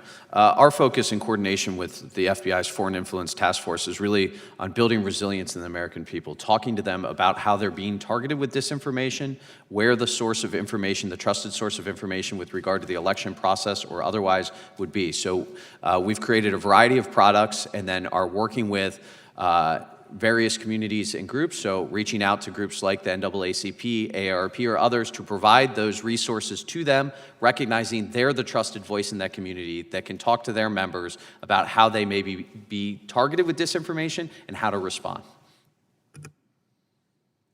Thank you, ma'am, for your question. I'll just piggyback on that response with this whole concept of media literacy with the American public. We cannot stress enough to every American city to understand when, how, where to vote. Your vote matters, and it's up to you to have that media literacy to understand essentially truth and where you're obtaining your information. On the more proactive side of the house, again, I'll hit on our engagement with social media companies and our willingness to engage with them to share threat indicators as it relates to disinformation when we know that a foreign actor is trying to propagate disinformation using their platforms, and continuing that dialogue and engagement with the social media companies as we roll into 2020. DAD Flores referred to nefarious actors. Part of what the Justice Department does is help the FBI investigate those actors. So we're often there to obtain legal process of various forms to investigate what foreign actors are doing, and that information can be part of the information that ultimately is shared with the providers to confront the disinformation you're suggesting. When the disinformation crosses over to talk about the election process or election administration issues like when you vote or how to register or how to participate, that would certainly be where it would fall into our interest area. And in doing that, we're really working with state and locals to encourage their voters or their citizens to participate, to be able to identify trusted sources of information, be able to check their voter registration to make sure it's updated and accurate, and those are, that's where our focus has been. Ms. Flores, I have two follow-up questions for you. Number one, you mentioned working with social media outlets on preventing the spread of disinformation. We sometimes have American candidates repeating disinformation provided by Russia, for example. Do you alert social media about that kind of disinformation that's coming from American candidates? That's number one. And number two, what specific steps did you take, if any, to identify whether there were foreign efforts similar to those used in 2016 to discourage minority voters, whether they were used again in 2018? Thank you, ma'am, for your question. I'll address your first question. The FBI cannot be the truth police. It is not our job to police content as to whether or not true or false information is being propagated. Again, we start with the foreign actor. It's that foreign aspect of what we do that is of investigative interest to the FBI. That's the information we then provide to the social media providers, and it's really up to those providers to determine whether or not that content violates their own terms of service.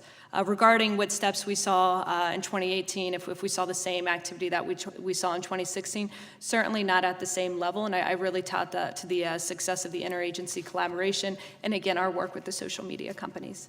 Thank you. I yield back, Mr. Chairman. The gentlelady yields back. The gentleman from Georgia. Thank you, Mr. Chairman, and thank you all for being here today. In February of 2019, DOJ and DHS issued a joint statement concluding that there was, quote, no evidence to date that any identified activities of a foreign government or agents had a material impact, end quote, on the 2018 election.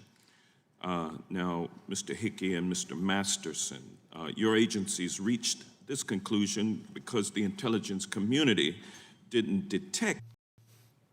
I think that the which is what the report was, the IC, including the FBI, gather reports, and then we evaluate the materiality of any impact. I understand, but the intelligence community did not detect a threat, and that's why you issued your proclamation that no evidence to date was that any identified activities of a foreign government had a material impact on the election.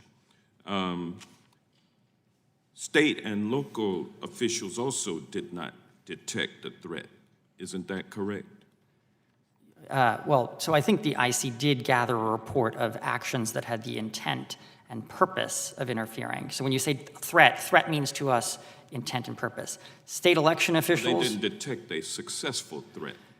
I'll put it like that. That is my understanding. Okay, all right, thank you. Now, you concluded also that Albert sensors did not detect the threat, correct? So Albert sensors regularly, across the country, regularly detect possible malicious activity against election infrastructure, but for... None was detected for 2018. I'm not aware of any foreign adversary interfering or gaining access to election infrastructure in 2018. Now, isn't it possible that an attacker could have accessed and changed voter databases without being detected in 2018? Isn't it possible?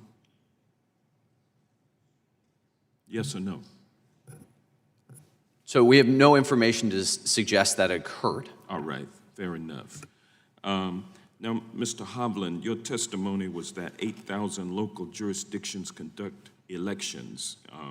Many of those local jurisdictions used direct recording electronic voting machines, also known as touchscreen electronic voting machines, in the 2016 presidential elections and also in the 2018 presidential elections. In investigating election interference after the 2016 presidential election, how many of the tens of thousands of direct recording electronic voting machines used in that election were subjected to a forensic audit by any federal agency? I'm not aware of forensic audits that were performed. What about any other type of testing or analysis on any direct recording electronic voting machines used in the 2018 elections?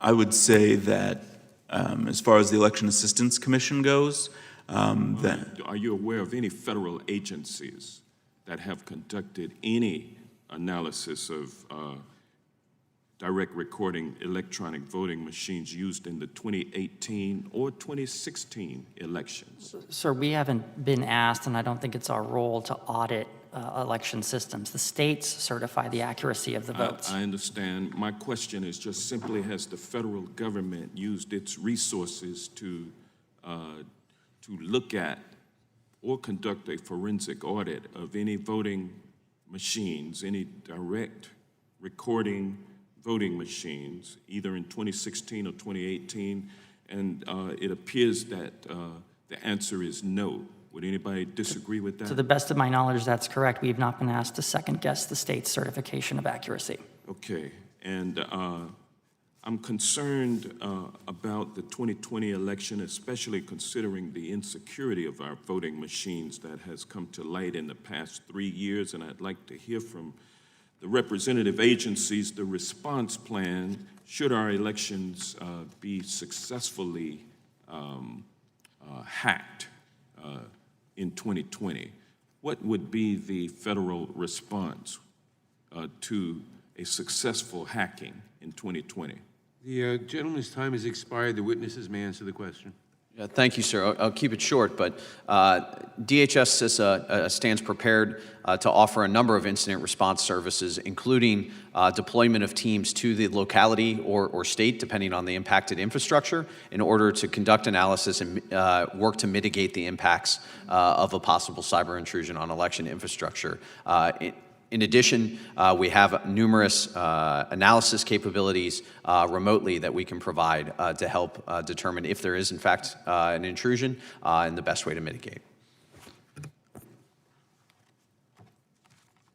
So the FBI would work certainly in concert with CISA if there was an intrusion detected. We would use all of our investigative might to ensure that we can determine attribution and potentially bring about criminal charges if need be. And obviously, we try to prevent it. If we got indications that a state were being targeted, we try to help them batten down the hatches before an intrusion were successful. And I'd say on a positive note that both with the FY18 $380 million and other resources, the number of paperless machines that are left out there has decreased substantially, and over 90% of Americans will be voting with some type of paper audit trail. Thank you. Gentlemen's time has expired. The gentlelady from Florida. Thank you, Mr. Chairman. Thank you for coming here this morning to such an important hearing. It's been confirmed, and we've talked about this several times today, that all the main intelligence agencies confirmed that Russia interfered in the 2016 elections in a sweeping and systematic fashion, and it wasn't just a single attempt. We have heard from several witnesses in prior hearings that they are actually engaging in interference currently as we speak. So I want to ask this, and I think the chairman may have asked this previously, but I want to get an answer from each and every one of you. Do you think it's appropriate for a sitting president, or any elected official for that matter, to ask a foreign government to interfere in our elections? No. I don't like the word appropriate, ma'am, but I will say that we would urge anyone who has indications of such interference to come to the FBI and work with us so we can investigate criminal violations. I would echo what my DOJ colleague said. We are certainly interested in any criminal activity as it relates to foreign influence. No. Thank you. And during the 2016 hacking, Florida, my home state, was hacked and singled out by the Russian government. They targeted voter registration systems, and they were able to successfully hack into at least the systems of 2 different counties. We actually got a security briefing from the FBI and others on that issue. So one of the things that I asked during that briefing is if they could say with certainty that hackers didn't manipulate the data, and I was told that they actually could not, that you could not say with certainty that these hackers did not manipulate the data. Can you confirm that again with me today, please? I wasn't at the closed briefing, and I don't know what touches on classified or unclassified information. What I do know is we have said we have no indication to believe that there was any material impact on the ability to vote or the counting or tabulation of votes. And I believe that to be correct. Specifically about the data, that's why I think that they answered that. But Ms. Flores? I would just echo what my DOJ colleague said, ma'am. I certainly was not at the closed hearing, but I have no reason to doubt what was briefed to you during that time. Thank you.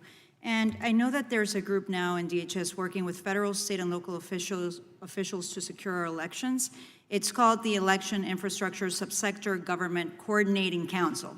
The council is working to improve security protocols and works with local and state election officials so they can respond to threats quickly. So Mr. Masterson and Mr. Hovland, is Florida part of that council? Yes, Florida actually has 2 local representatives that are on the Government Coordinating Council and work with us. Can you just very briefly describe the progress of that group? Absolutely. The growth and engagement of the Government Coordinating Council since its establishment in 2018 has been great. We have 24 state and local members that represent a vast array of the community. So they represent secretaries of state, state election directors, local election officials from across the country. And the purpose of that group is to inform CISA's approach to helping them secure elections. So what's their view of risk? What services, support, and information sharing would best help them manage that risk? And how do we grow that trusted relationship so that they feel comfortable sharing back with us? Thank you. I'm going to move on now to a different topic here. Mr. Masterson, on May 1st, 2019, Director Krebs testified that the president still had not received a briefing on Russia interference in the 2020 elections. Yes or no? Are you aware of DHS briefing the president on Russian interference in the 2020 elections? I'm not aware, but that doesn't mean it didn't happen.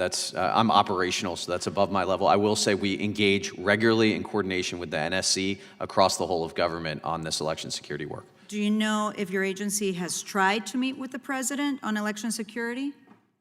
I don't know, but that doesn't mean it hasn't happened. Do you think it would be important for the president to understand the threat picture facing the 2020 elections before he allocates resources to agencies on election security? I think the work we've done across the NSC has provided the information and work that we've done to coordinate that, and so I assume that's part of the NSC's coordination with us. Okay, thank you. And the same question, Ms. Flores and Mr. Hickey. How many times has your agency met with the president to discuss election security? Thank you for the question, ma'am. I can't answer that specifically. Again, that doesn't mean that it hasn't happened. I just don't know personally. Same answer, ma'am. Okay. Do you think it would be important, though, for your agencies to discuss election security with the president? I think it's important for the president to understand the national security threats facing the country, yes. Thank you. Ms. Flores. I think it's important for everyone to understand the national security threats facing the country, especially as it relates to election security. Thank you so much. Gentlelady yields back. This concludes today's hearing. We thank all of our witnesses for participating. Without objection, all members will have 5 legislative days to submit additional written questions for the witnesses or additional materials for the record. Again, we thank everyone. Without objection, the hearing is adjourned.